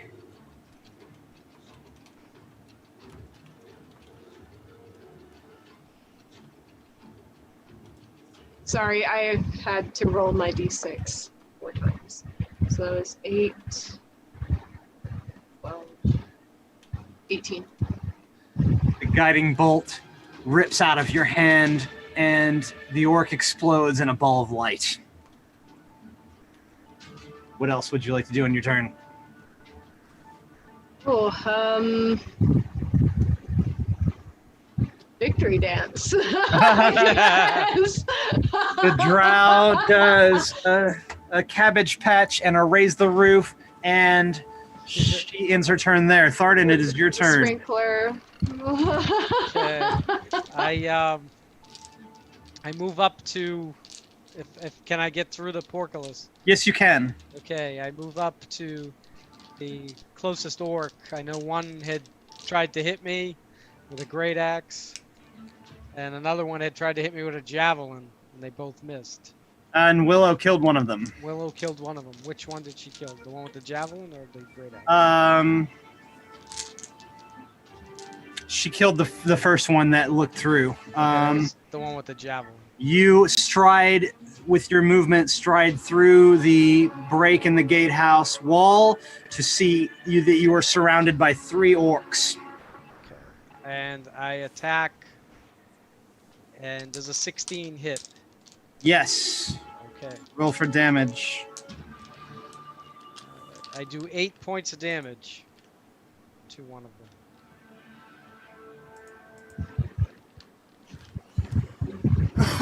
Thardin takes his longsword and slashes at the orc, catching it in the midsection and giving him a nasty gash across his navel. He stumbles back with blood. Thardin, as his bonus action, scans the battlefield. Does he see any orc that looks like maybe a leader or a champion on the field? Yes, he does see one that is regaled a little bit more than the others. How far away is he? You are surrounded by the 3 that you've come out into contact with, and the one that looks like the leader is on the northern wall, or on the eastern wall, and so Okay. you are in the northwest portion, and you see him from across the battlefield. All And right. you easily identify him as probably the ringleader of this band of orcs. Okay. Well, I'll make my way to him shortly after we kill these ones. I'm not going to leave Willow's side yet. And is that the end of your Thanks, turn? buddy. Yes, that is the end of my That was turn. the end of your turn. Okay.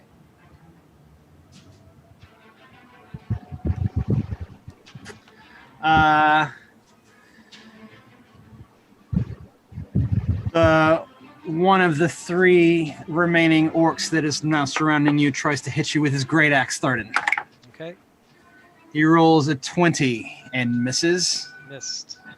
The next one in the ring rolls his attack and also misses. They just cannot seem to hit you. The next one rolls a 22 to hit That's a hit. with his great axe.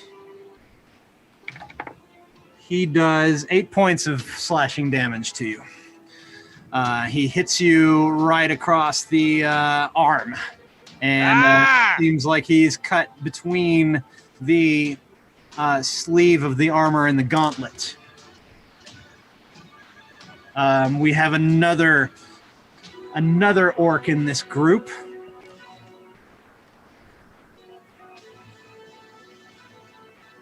No, that was the 3 that surrounded you on that side.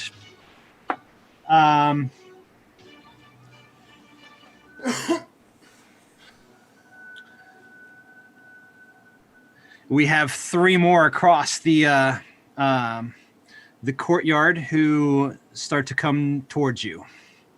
One of them makes it and slashes at you with his great axe.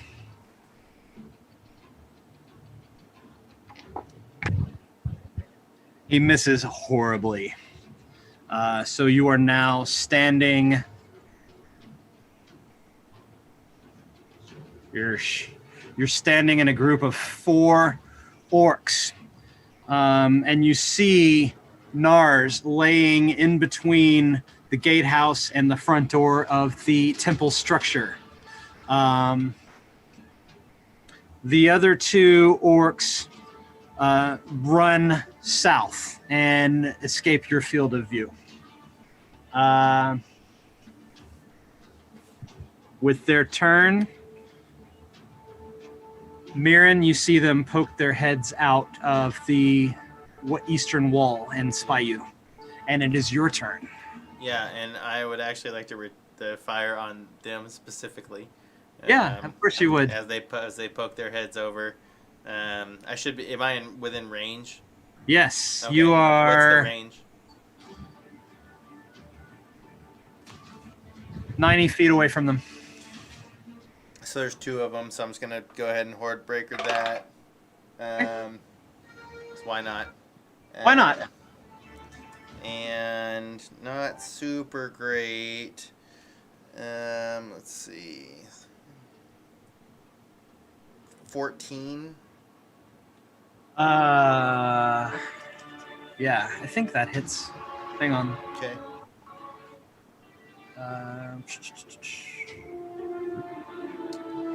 And the other one was a 22. That definitely hits. Okay. I just need to know if I just need to get 2 attacks out or 1, or like. Yeah. Okay.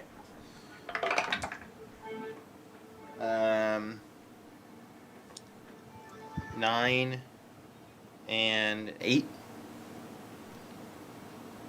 You did hit both of them. One of them for 9 and one of them for 8. Expending my arrows. And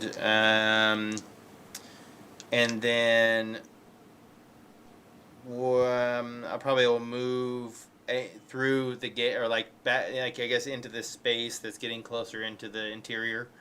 You want to move south towards where they're coming from? Yes. Okay. Yeah. You don't quite have enough movement to make it there. You've closed about That's half fine. distance. That's totally fine. That's my intention. Okay. And Are they still? Do I still see them? I mean, if they poke their heads out, did I hit them both in the head? you no, you didn't hit them both in the Okay. head. You winged both of them. Okay. You Well- shot 2 separate arrows. Okay. Yes. Right? Yes. 2 separate enemies. Yeah, you winged them both. You can't tell at your distance how badly you hurt them on those. Okay, so and then I'm just going to just cast Hunter's Mark on the one of them. I can't. The closer. The closer of them. Yes, Okay. sure. Yeah, one of them stuck his head out, and then the other one was right behind him. Your hunter's marking him. Expending, and I'm complete. And the last thing you see on your turn is an ogre head peeking around the same crevasse in the wall. And Nars, we're back at the top of the round. All right, am I still surrounded? No, you are not. You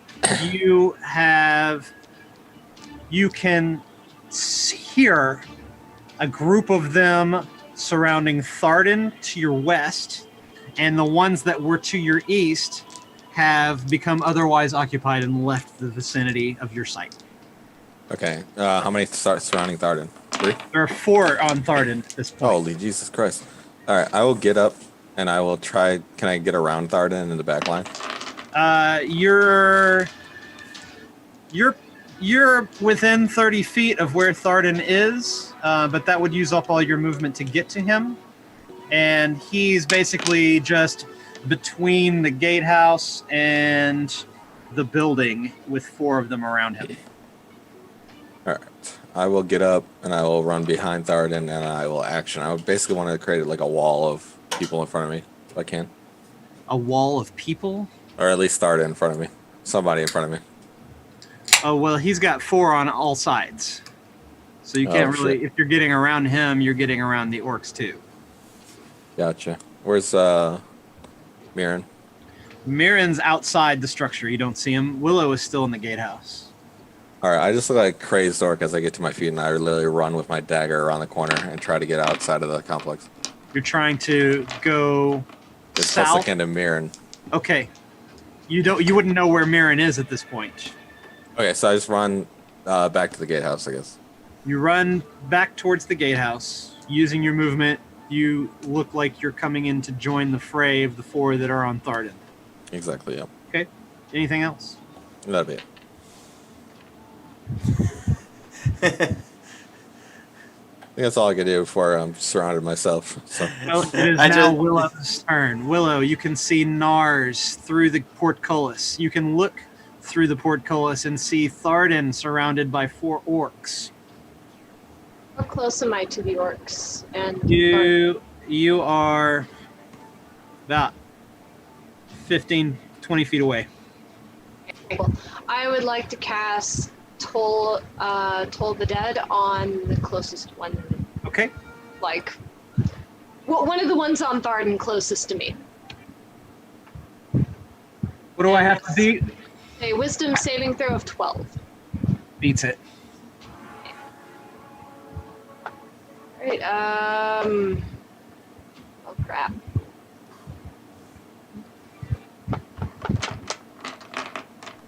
Am I within sight of the orcs? Yeah, you can see them through the portcullis. Can they see me? They've got their eyes on Thardin right now. Alright, oh shit. Yeah, I don't think there's anything else I'll be able to do as a bonus action right now. Okay. We'll end your turn there. That brings us to all of our orcs are in the initiative here between Thardin and Myrin. So I'm going to roll attacks for all of them. The first 4 attacks will be on Thardin, and maybe one of them will be lucky enough to hit him. None of them hit. And they end their turn. God, they're rolling like shit today. The two that Myrin can see converge on him. Yes. And they will both try to strike him with their great axes. Okay. And we've got a 13 and a 14. Do not hit. Neither one of them can hit Myrin either. Myrin, it is your turn. Deflecting this, probably. They have you flanked, by the way. Oh, okay. I guess. Oh shit! I should have rolled advantage on them. I should have gave them advantage for flanking you. I'm gonna roll again. Okay. Yep. That would give us a 7 and an 18. So one of their attacks hit. One of their attacks has hit you. Yes. Yeah. I will roll for your damage. 5 points of slashing damage from a great axe. Taken. And now it is your turn. I guess in that motion, I'll just need to put my bow away and pulling out at least one dagger. So I might be able to pull that off in one motion to where... I will allow you, since you're flanked, I will allow you to draw both of your daggers. Okay. And use them. Okay, so I'll just, pull both out, and then I'll at least try to horde breaker with my two daggers here, just like a right slash, left slash kind of motion. Because if they're flanking me, they have to be like somewhat in that vicinity, right? They're flanking you on either side. You could give them the either or, yeah. You can thrust out with both dagger hands and hit one each dagger. I'm fine with that. They'll have different mods. First one was really great with a 17, 23, which was amazing, and then the next one with a 17. So both of those hit. So great. Nope, drop die. 5. Attack. A 10 and a 7. Yeah. You kill them both. Oh, so amazing.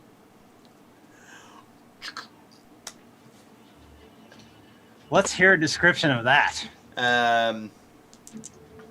Felt good to get the first 2 hits with these guys on the arrows, and then just it, in that same kind of quickness that I achieved those first 2 strikes.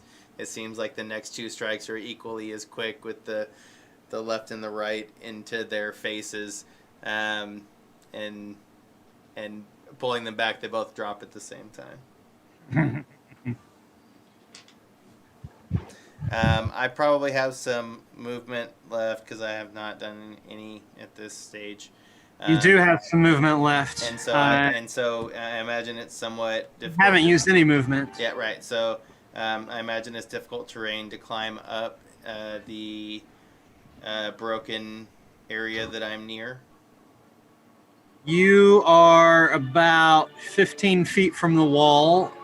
There is a collapsed portion. That collapsed portion that's would be lateral to you that you looks like you could get through. But remember, about 20 feet down south of where you are, there's an orc that's coming, or not an orc, an ogre that is coming near you, that you can see peeking around the corner there. Okay. So well, if you go through the wall there, could I gain enough in my motion? Could I have enough time? Because it should not be encumbered by difficult terrain to get there is on difficult. the rubble. The rubble is difficult terrain. But I'm not, as a ranger. I'm not. I don't have to take that disadvantage to that. So In I the should, woods, you don't take that. well, true, but I guess if I were to apply some acrobatics to it in this time, I don't know if you want to give that in an action time. I would I'd just have try. to let you wait till your next turn to try an acrobatic action. I should be able to use, even if it was half, I should be able to get some height. If I encountered that with half my speed, and then that was halved, I should be able to get up some of the boulder. You want to try to climb the wall where it's Yeah. rubbled in? Yeah. Okay. Yeah. Okay. I just need We'll to gain say some with height. your movement, you can get to the place you want to climb. That's what I'm saying. Yeah, but yeah, I'll take that. We'll put you right in the hole in the wall, as it were. And if you want to try to climb the wall on your next turn with your action, then you can do that.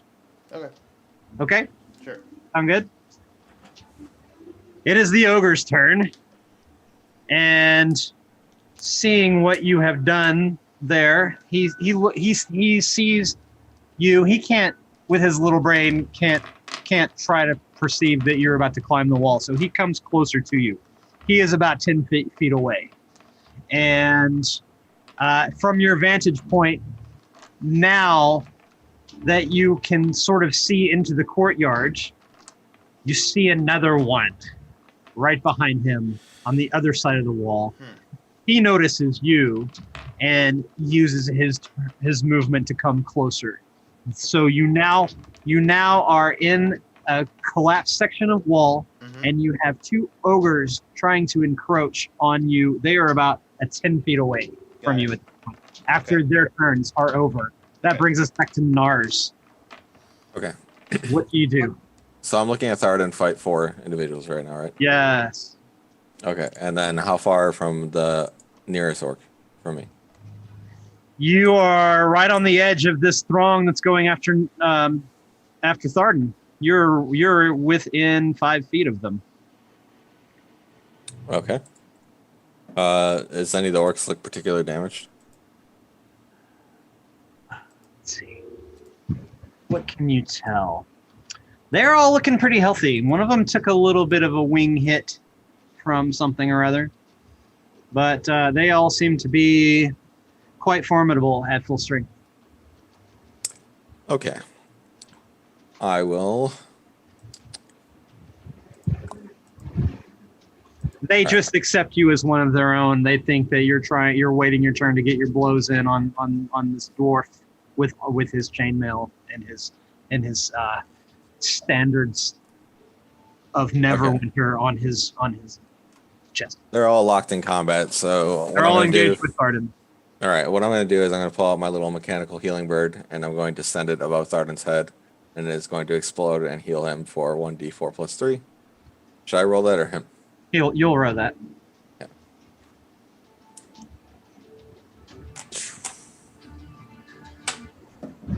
That's not great. Healed Thardin for 4. Thardin healed for 4 points of magical healing from the gold dust bird as it explodes and rains down its magical abilities onto the dwarf. He feels a bit better. And then I will drink my potion of resistance I made in this morning. Is that an action? It is, so I have to use my action. My bonus action was healing. Bonus action was the bird, And then my action was healing. and your action was healing. Okay. And then at this point, if I look to my right, do I see Willow outside of the gatehouse? Yeah, you can see her in your line of sight. And do I see Myrin?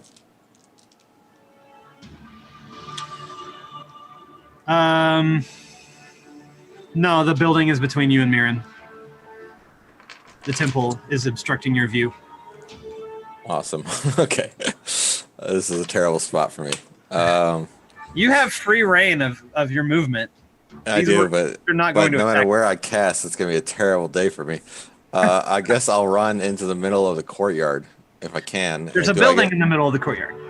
Well, like, isn't there like a There's little 4 space? quadrants around the building. The building looks like a cross shape. It's It's in the middle, and that sort of divides the courtyard into quadrants, if you will, northeast, southwest, that you see. Okay. But there is so just to clarify, there's a chapel, and then there's like a few feet in front of it's a gatehouse, right? Yeah, about 15 feet from the chapel door is the gatehouse, portcullis. So is Thardin fighting right in front of the chapel? Yeah, he's in the north-west quadrant with the four engaged with the four of them. I want to head to the moved north. away from the gatehouse and they're scuffling. I want to head to the northeast quadrant, so I have some range. Okay, you can use your movement to get 30 feet of range from the horde. You're sort of you can see Myrin from where you are though. And looking to my right, do I see Myrin down the Yes, little you walkway? can see him. Okay. In giant, I'm going to yell to the ogres. You want me to do that on this turn or the next turn? You can do it this turn. Okay. And I'm going to yell as loud as I can, intruders in the rear. Intruders in the rear. Okay. Copy that. The ogres look at you dumbfounded. They don't speak giant? They Or they're do. just dumb? They do. They kind of look over their shoulder and look back at you puzzled. Okay, I guess that'll be my turn.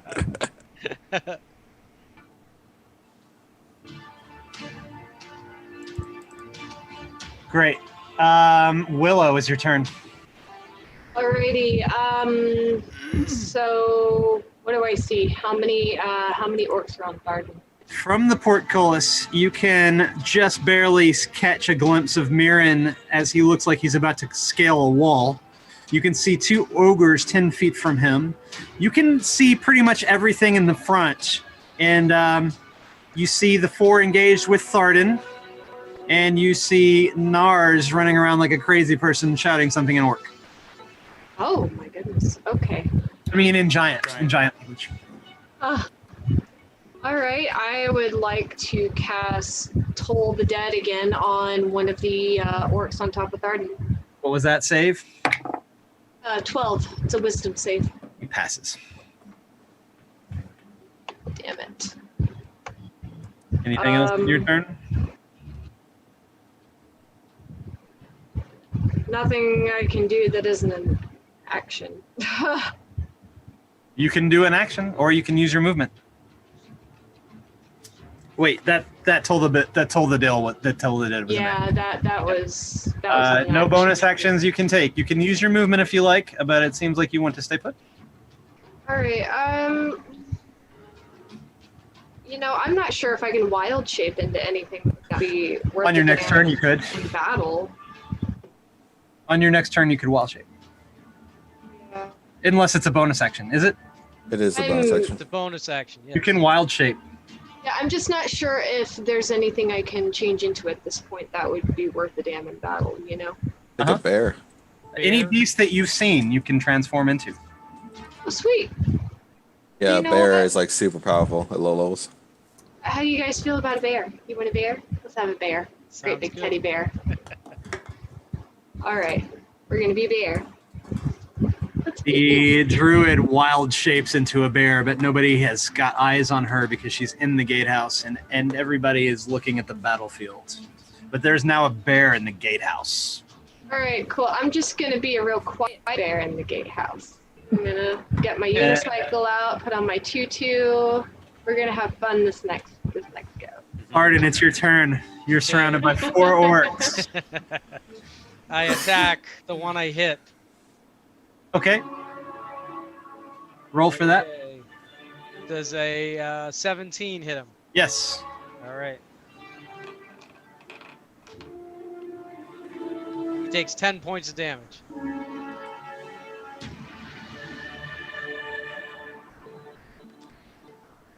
Oh, he felt that. That one that you just hit's not looking too good. Anything else on your turn? I ready my shield for another next attack. And the one that you just hit, it is now his turn, as well as his 4 colleagues in the horde around you. It is all of their turns, and they are all going to try to strike at you simultaneously with their great axes. And 2 of them hit.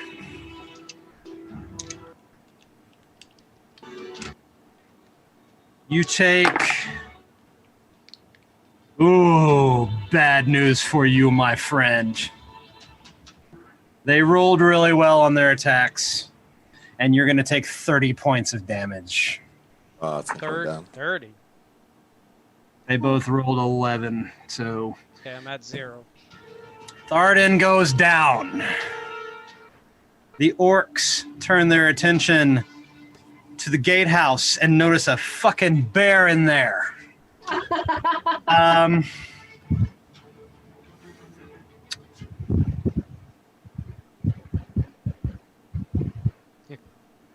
That brings us to Myrin. As I see the ogres coming at me from what seems to be they're in approaching a flank position. I see a wall to I guess I'm in the pit of this break. You're in the pit of a north-south wall. Right. So you can, so is there space on the wall to jump climb up to? the wall is about 5 feet wide. Wide? Okay, so I could stand up there. You could stand on top of How the wall high is quite it? easily. It's about 20 feet high.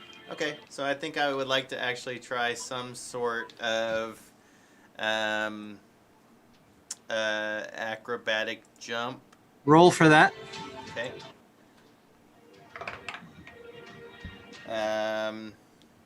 19. That's going to get you to the top of the wall. Okay. You easily scramble up the wall. And since I did that, I actually kept at least the and I guess you want to count that as an action? Yeah, that was your action. Okay. So I'll just reposition myself to be. Are you on the north portion of the wall, or the south portion where the orcs were? I'll tell you. There wasn't much wall to stand on south of you, so you probably scrambled. I would have went to the advantageous part. Yes. You would have went to the north, which would The get you easier jump. closer to that tower. Okay. Yes. Yeah. That would have been. And my then intention. you can easily use your movement if you want to move to the tower. You'd still be below the tower. You'd need to climb into the tower from the wall. Okay. Yeah. I'll take that movement, which should be the. What can I see once I get to that position? Once you're in position, you can see the dominant feature in the courtyard is the chapel. It's a sort of a cross shape, and you can see that it's got vaulted roofs. You're about eye level here with a belfry that is coming up, and you can see what looks to be a copper bell hanging in that belfry.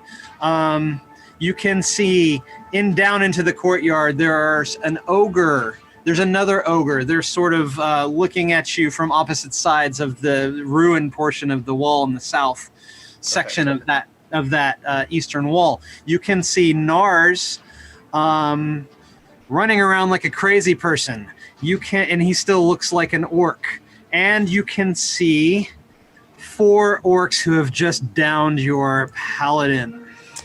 I'm going to use my bonus action to cast Hunter's Mark on the ogre that I can see.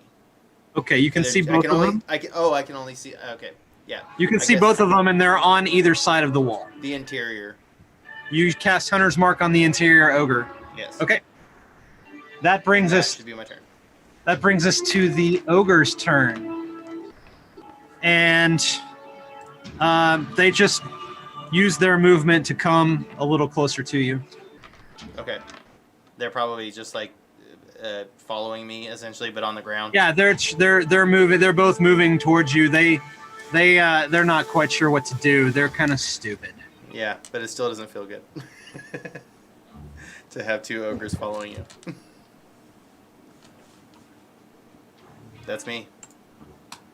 That's them. The ogres are moving closer to you. They sort of are able to make it about 10 feet.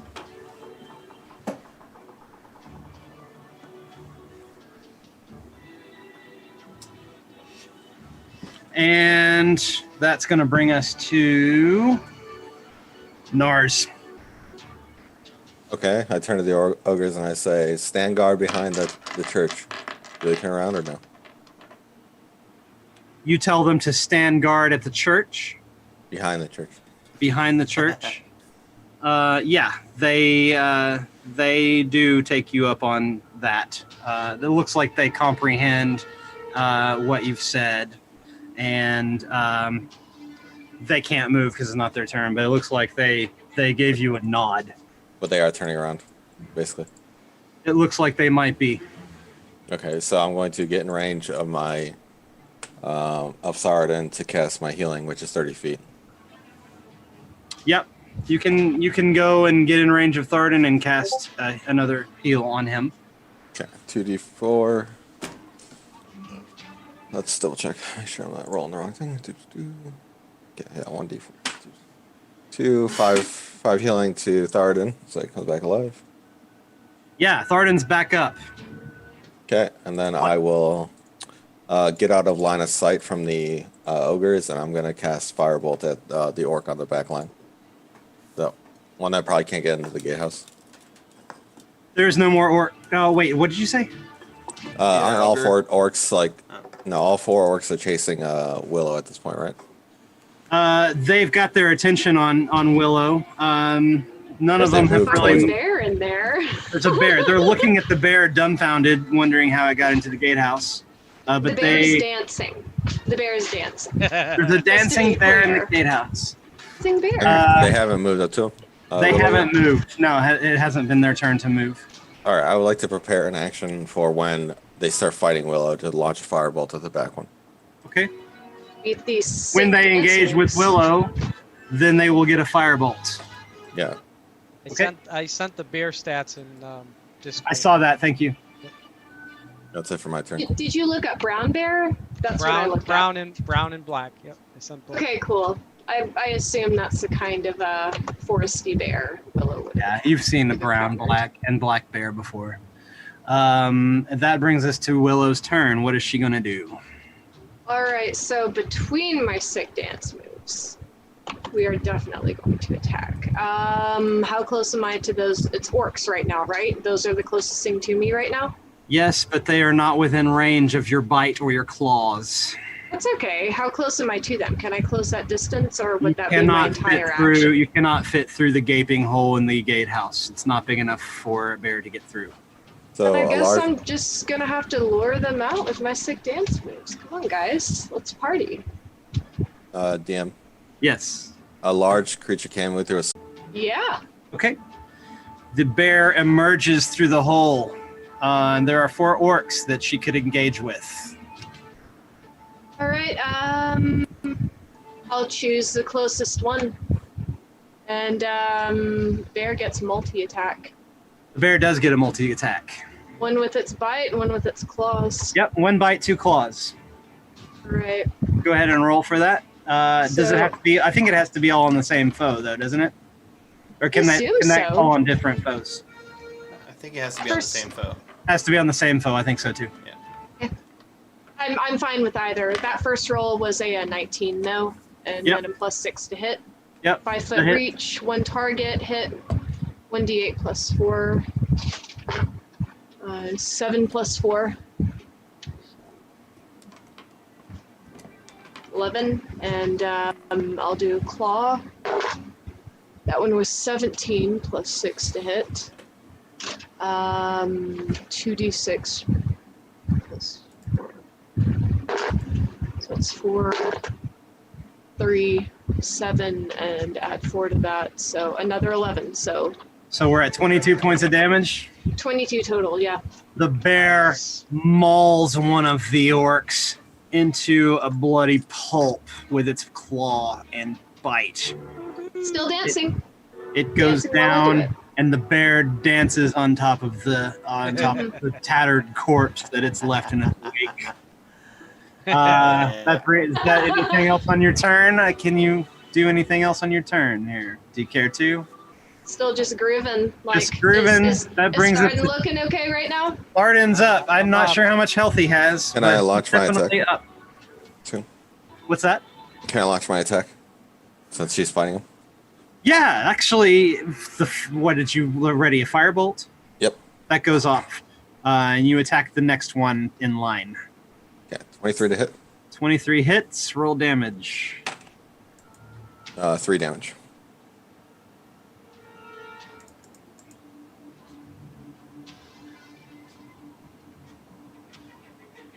One of them is gone. One of them is a bit scorched. And it is now their turn. And they all turn their attention to the bear and roll. Shit. They all strike out at the bear with their great axes. And to hit, Armor class 11. your armor class is 11. As a bear. All 3 of them hit you. Damn. Are you keeping up with the hit points, or do you want me Yes. to? No, Okay. you're keeping track of your own hit points. All right, let me pull up something real fast. The bear has 34 hit points. The bear does have 34 hit points. And that will be 7, 8.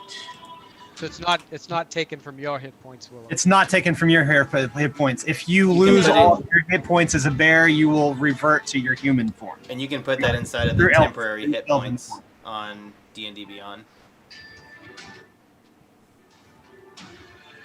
I may just do it here. Like, I've got it pulled up on a calculator here, and I'll just keep track of that separately until I change back. They damage you for 32. Okay, I got 2 left.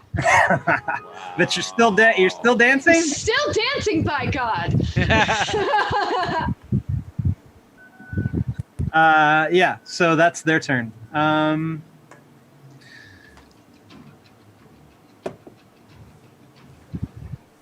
That brings us to Myrin. The ogre that I have hunters marked, I'm going to, Did Thardin ever go? Because No, he he got didn't. up. No, he didn't. He's up. See? Go He's ahead. up. That's Thardin's turn. Sorry, Myrin. All right. As an action, I lay on hands on myself for 15. Okay.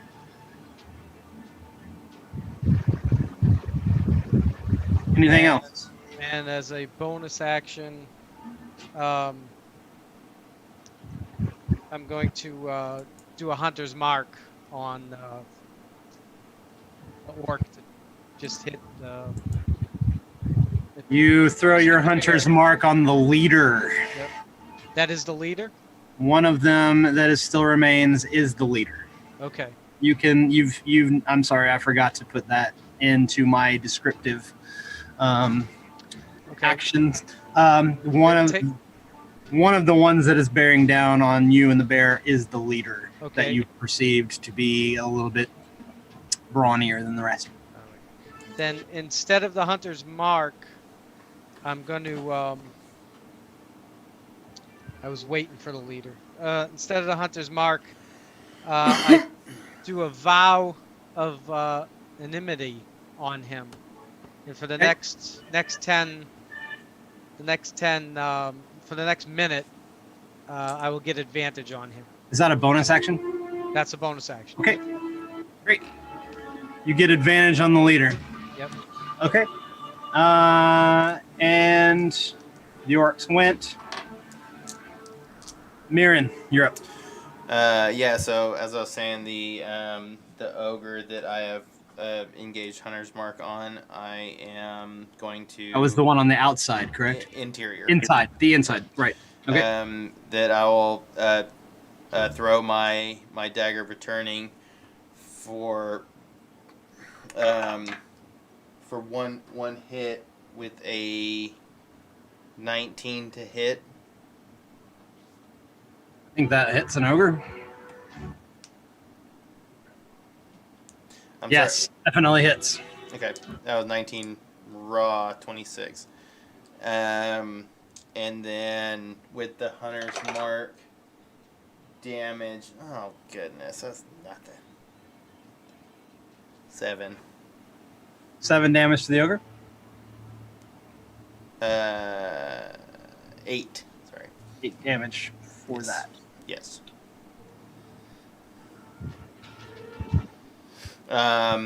So, magically returning the dagger back to me, I will. I'm at the end of this wall against the building. You're against the tower? What is there any way to climb the tower? Yes. Do I see anything up there that would even engage me? Like, do I see anything advantageous up there? It's definitely higher Other than its ground height. for Other your, than its height. for your. What's that? Other than its height. That's it. No, that's the only advantage it would give you. You could climb up there with your. I'll let you do it with your movement. It wouldn't be a hard climb. Yeah, I'll just go ahead and take the climb so I can get out of range of the ogres. Okay. And since I'm against it, I should burn my whole turn. So. The ranger has climbed into the only standing tower in the complex, and into his turn. With that, it is the ogre's turn. The one that was inside had heard Nars' plea to go to the southern portion of the building and stand guard, so he moves out of sight line. The other one was on the other side of the wall, did not hear, and he begins to try to climb. The same way that Myrin climbed up the wall.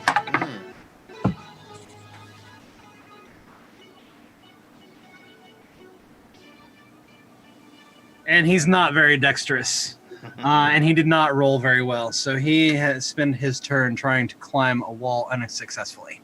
Okay. They're not very smart. That brings us back to Nars. All right, firebolt again at the same one. Which one? The one I burnt before. The one you burnt before, yes. Roll for that. 21. Hits. Roll for damage. 6. The orc takes some more scorching damage from the Artificer's firebolt as it springs from his finger and blackens his skin with the scorching. How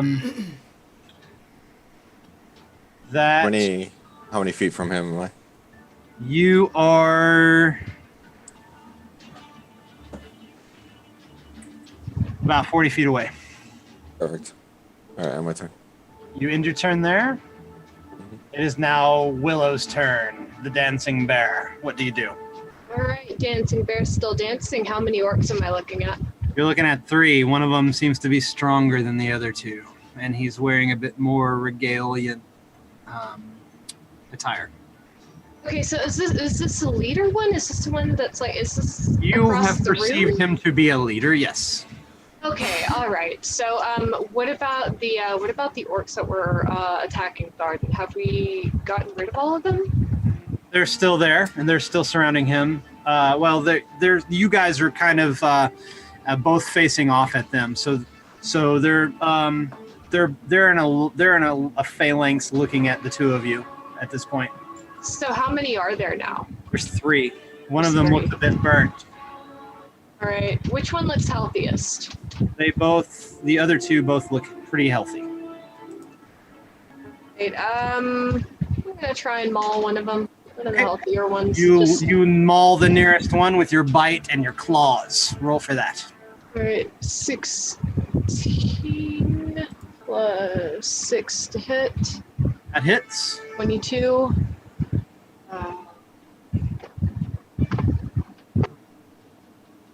Nice.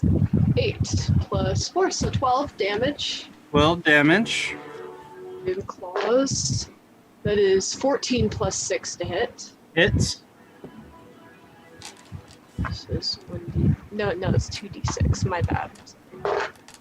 It's 4 and 6. So 10 plus 4 is 14. You kill the orc with another maul from the bear's bite and claws, ripping his body to shreds beneath you. You've taken out.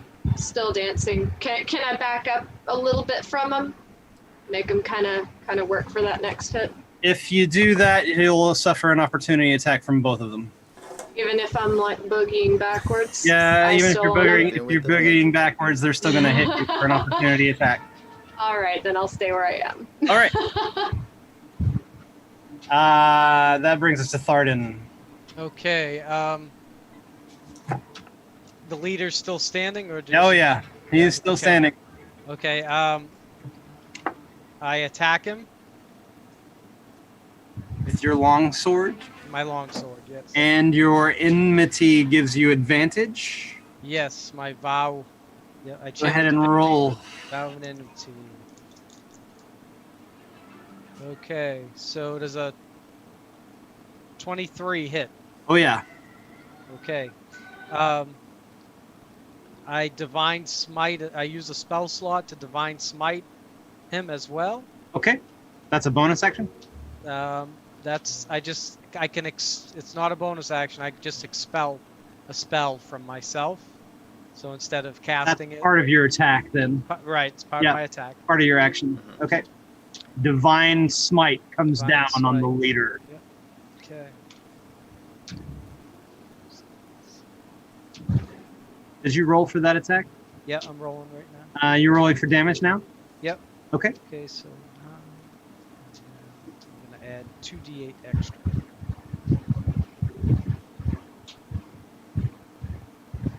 Okay, so he takes 22 points of damage. The bear, Nars, Myrin, you all have eyes on this, and you see the paladin bring his sword with one hand over his head and down into the dwarf, who looks a little bit more armored and a little bit tougher, and he cleaves him right in half with his long sword as a pool of light streams down from the heavens, as if Moradin is saying, "Well done, my son." For Paladin! The leader falls. There are two more orcs in the courtyard. One of them is a bit burnt, and the other one is Nars. The other one is Nars. I completely forgot he was. Oh yes. Oh man, Nars, This neither whole of us are time. ourselves today. This whole time. Like I Got didn't my ear recognize you, necklace my and everything. friend. Good thing we didn't attack him. The orc is very mad at the bear and tries to hit you with his great axe. And does a 15 hit? So let me check. Yeah, armor class is 11 on a bear. He hits you for 12 slashing damage. So that will actually damage the bear out of existence. Okay. How many does hit any points of- did you have left from the temporary bear head? that was 2. There were Two. 2 left. Does any of So that that carry over does to Willow? 10. That does 10 points of damage then to Willow. Okay. And so everybody sees the orc with his great axe strikes the bear, and in a blue glimmer, the bear shrinks down and morphs into the Drow in her black cloak, and the axe cleaves into her shoulder, slashing her for 10 points of damage. Damn. And he will end his turn there. Next up is Myrin. Having this high vantage point, I'll probably pull my bow out and go for a shot with the same. I'm just going to take out this ogre because You can't see the ogre that you've cast Hunter's Mark on. this He's gone below around me? he's gone around the building. The one that's below you, you can. The one on the exterior, the one one that on the tried to climb the wall. yeah, You can see him. but I can't see the one that was on the interior. Yeah, that one's gone around the side of the building. That was the one I told to go with. Oh, gotcha. Yeah. Well then, I'll just I'll go ahead and just shoot at the one that I can see at this time. Okay. With my short bow, and it should just be a standard attack at this point. With a 13 plus 8, wow, 21. Hits. Yep. Yeah. And then This is an arrow, right? yeah, just a standard arrow. Yeah. Damage. Can't see. Oh, 6. Okay. And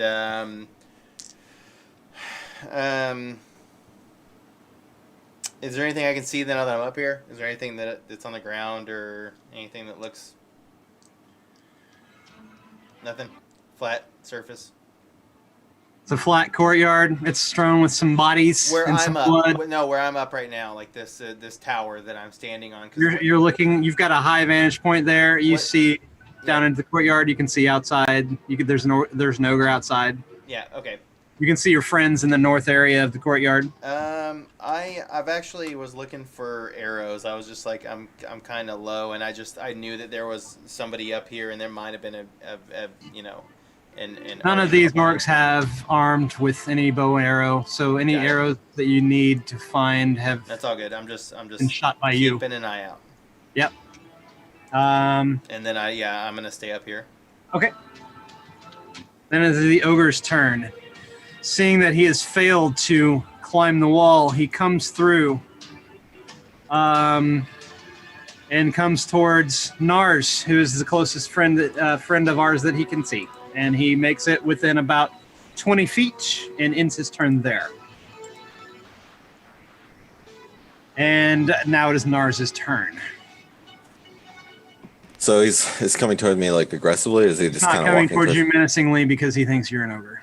He thinks you're an ogre that he's seen before. Perfect. I will say,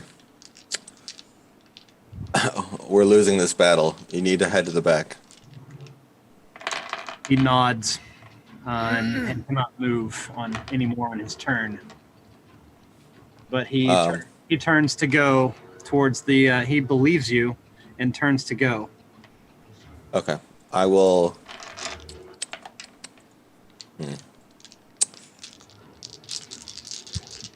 There's a chapel, right? What's what?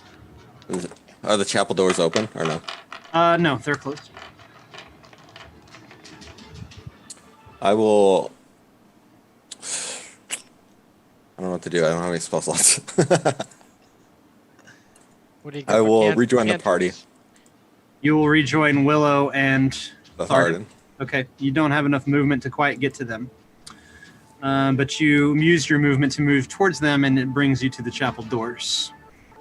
Okay. And I guess I'll use my action to just listen at the door. okay. You don't hear anything inside. Okay. Willow, it's your turn. Is there anyone in front of me right now? Is there anyone? No in one is around you. You can see an ogre on the other side of the courtyard to the east. How far away across the courtyard? Do you have any more 70 healing, feet. Willow? Yeah, like I'm about to be petty, maybe, if I get a good roll on it. It's about 70 feet away from you. Nice. All right. Guiding bolt has a range area of 120 feet. Go ahead. Fucking 20.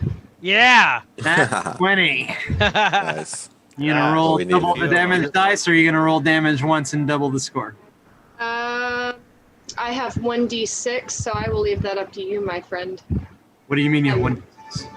I have 1d6, and with Guiding Bolt, if I cast it as a level 1 spell, I use 4d6, and if I Okay. cast it as a level 2 spell, I use 5d6. Go ahead and roll that d6 4 times, and we'll double what you get. Okay. First one's a 6. Yep.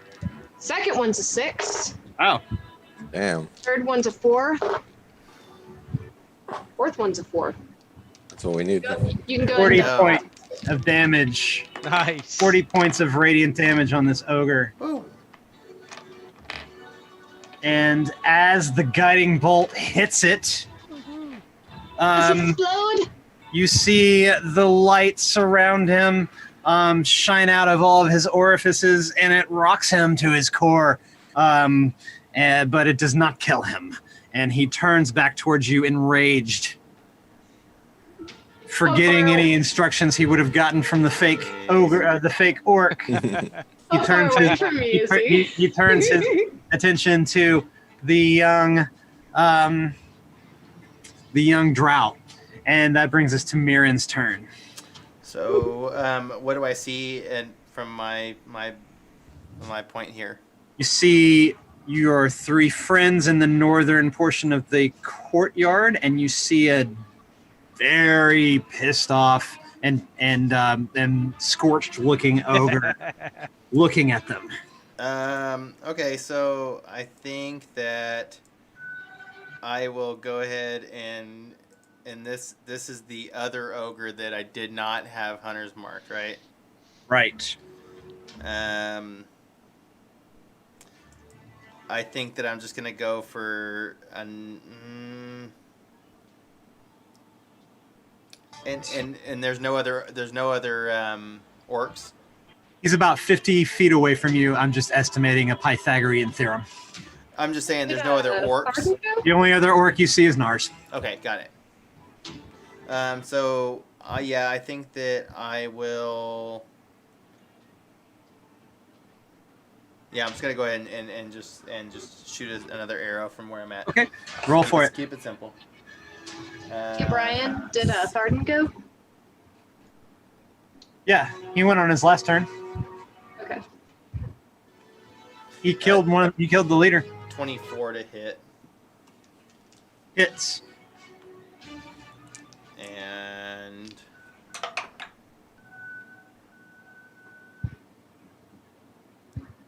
ten damage. How do you kill it, this ogre? Ugh.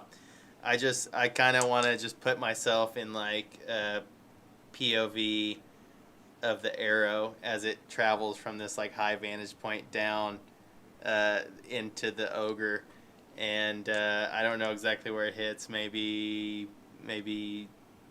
chest, center chest. You know, just a very square shot, and maybe comes with enough impact to just kind of like give him enough of a push to knock him down, like, and throw him back. He falls prone, bleeding from his arrow wound, looking really disfigured by all the radiant energy that was flowing through his body moments ago. Oh, like he's like kind of, it's like the radiant energy's fluttering out. Like steaming. At this point, I'm going to say we're out of initiative. It's just a little bit past 10 o'clock, and we're out of initiative because there is one foe left on the battlefield, but he has wandered away. He's the ogre, the other ogre. Another ogre, Okay. but he's not engaged with anybody. He's gone to the back of the building. Nars convinced him to leave, right? Yeah. Nars told him what to do, and these things are used to taking orders go. from the orcs they hang out with. So There we he believed Nars's ruse. And if we want to cut here, we can. If we want to play a little longer, we can. That was good for me, anyway.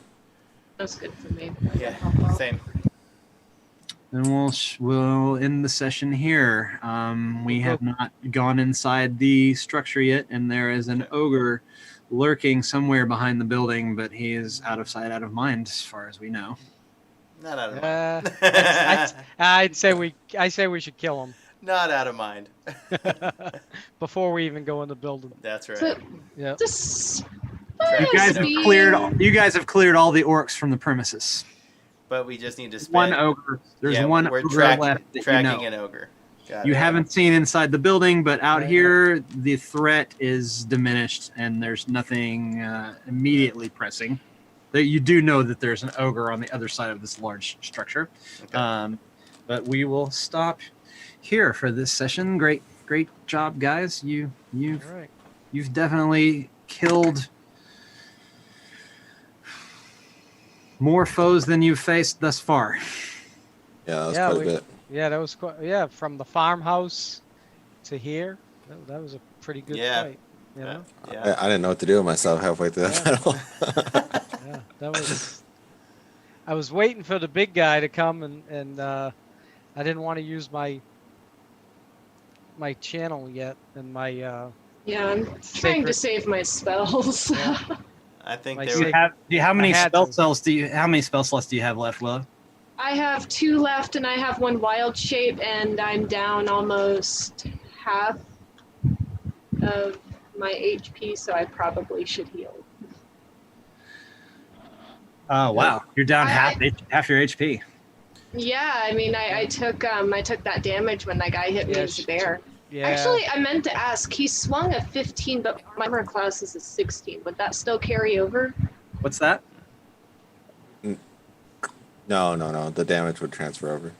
Okay. Yeah, the damage It's would. your He bears. hit you Bears one AC. time while you were the bear, so yeah. your armor you would take that help damage you take that all damage. the way through. Yes. Uh Okay. huh. Your armor wouldn't have helped you at all. Yeah, in you that gotta case. you gotta heal yourself. Yeah, Alright. people are pretty Yeah, bruised. yeah. And I don't have any healing left. I'm So- I'm out of spells, so I have no spell slots left. Yeah, I'm almost out of spells too. And my quiver is pretty empty. You got a tapped quiver. I'm Plus- not super stoked, but Plus, we don't know what's on the inside yet. You I don't know. know what's There, in there there. there could be more orcs in there. There could be something else. Who knows? So we definitely. You know, we weren't too far away from that gentleman's farm. We could go there and probably long rest another day and come back. Why I don't think we you just have this one send? orc. Why don't you send Nars in, who looks like an orc, to scout it? That'll work. Let's Either go way, ahead and How long let's does go ahead that and- hold? Either way, I gotta hop off here, but I'll. Let's go ahead and role play this out for a quick second. Nars, if you want to open the door. Yeah, I mean, I would open the door and I would ritual cast detect magic, and then I'd walk around the chapel. There's nothing inside, but the altar is pinging your detect magic, and with that, we'll leave it. Okay. Okay. Okay. There's a quick. I'll give you a quick layout of the rooms inside that he's walked around through. There's a main hall when you first get into the door. There's a double doorway that leads into a southern room that has the altar in it, and there's 2 rooms off to the sides. There's no signs of life, and the altar in the southern portion of the building is pinging Nars' detect magic. Awesome. Awesome. All right. Nice All game. right. We'll Good leave it game, there. everybody. See you next week. All right. Peace. Go, Next week. guys. All right. Good night.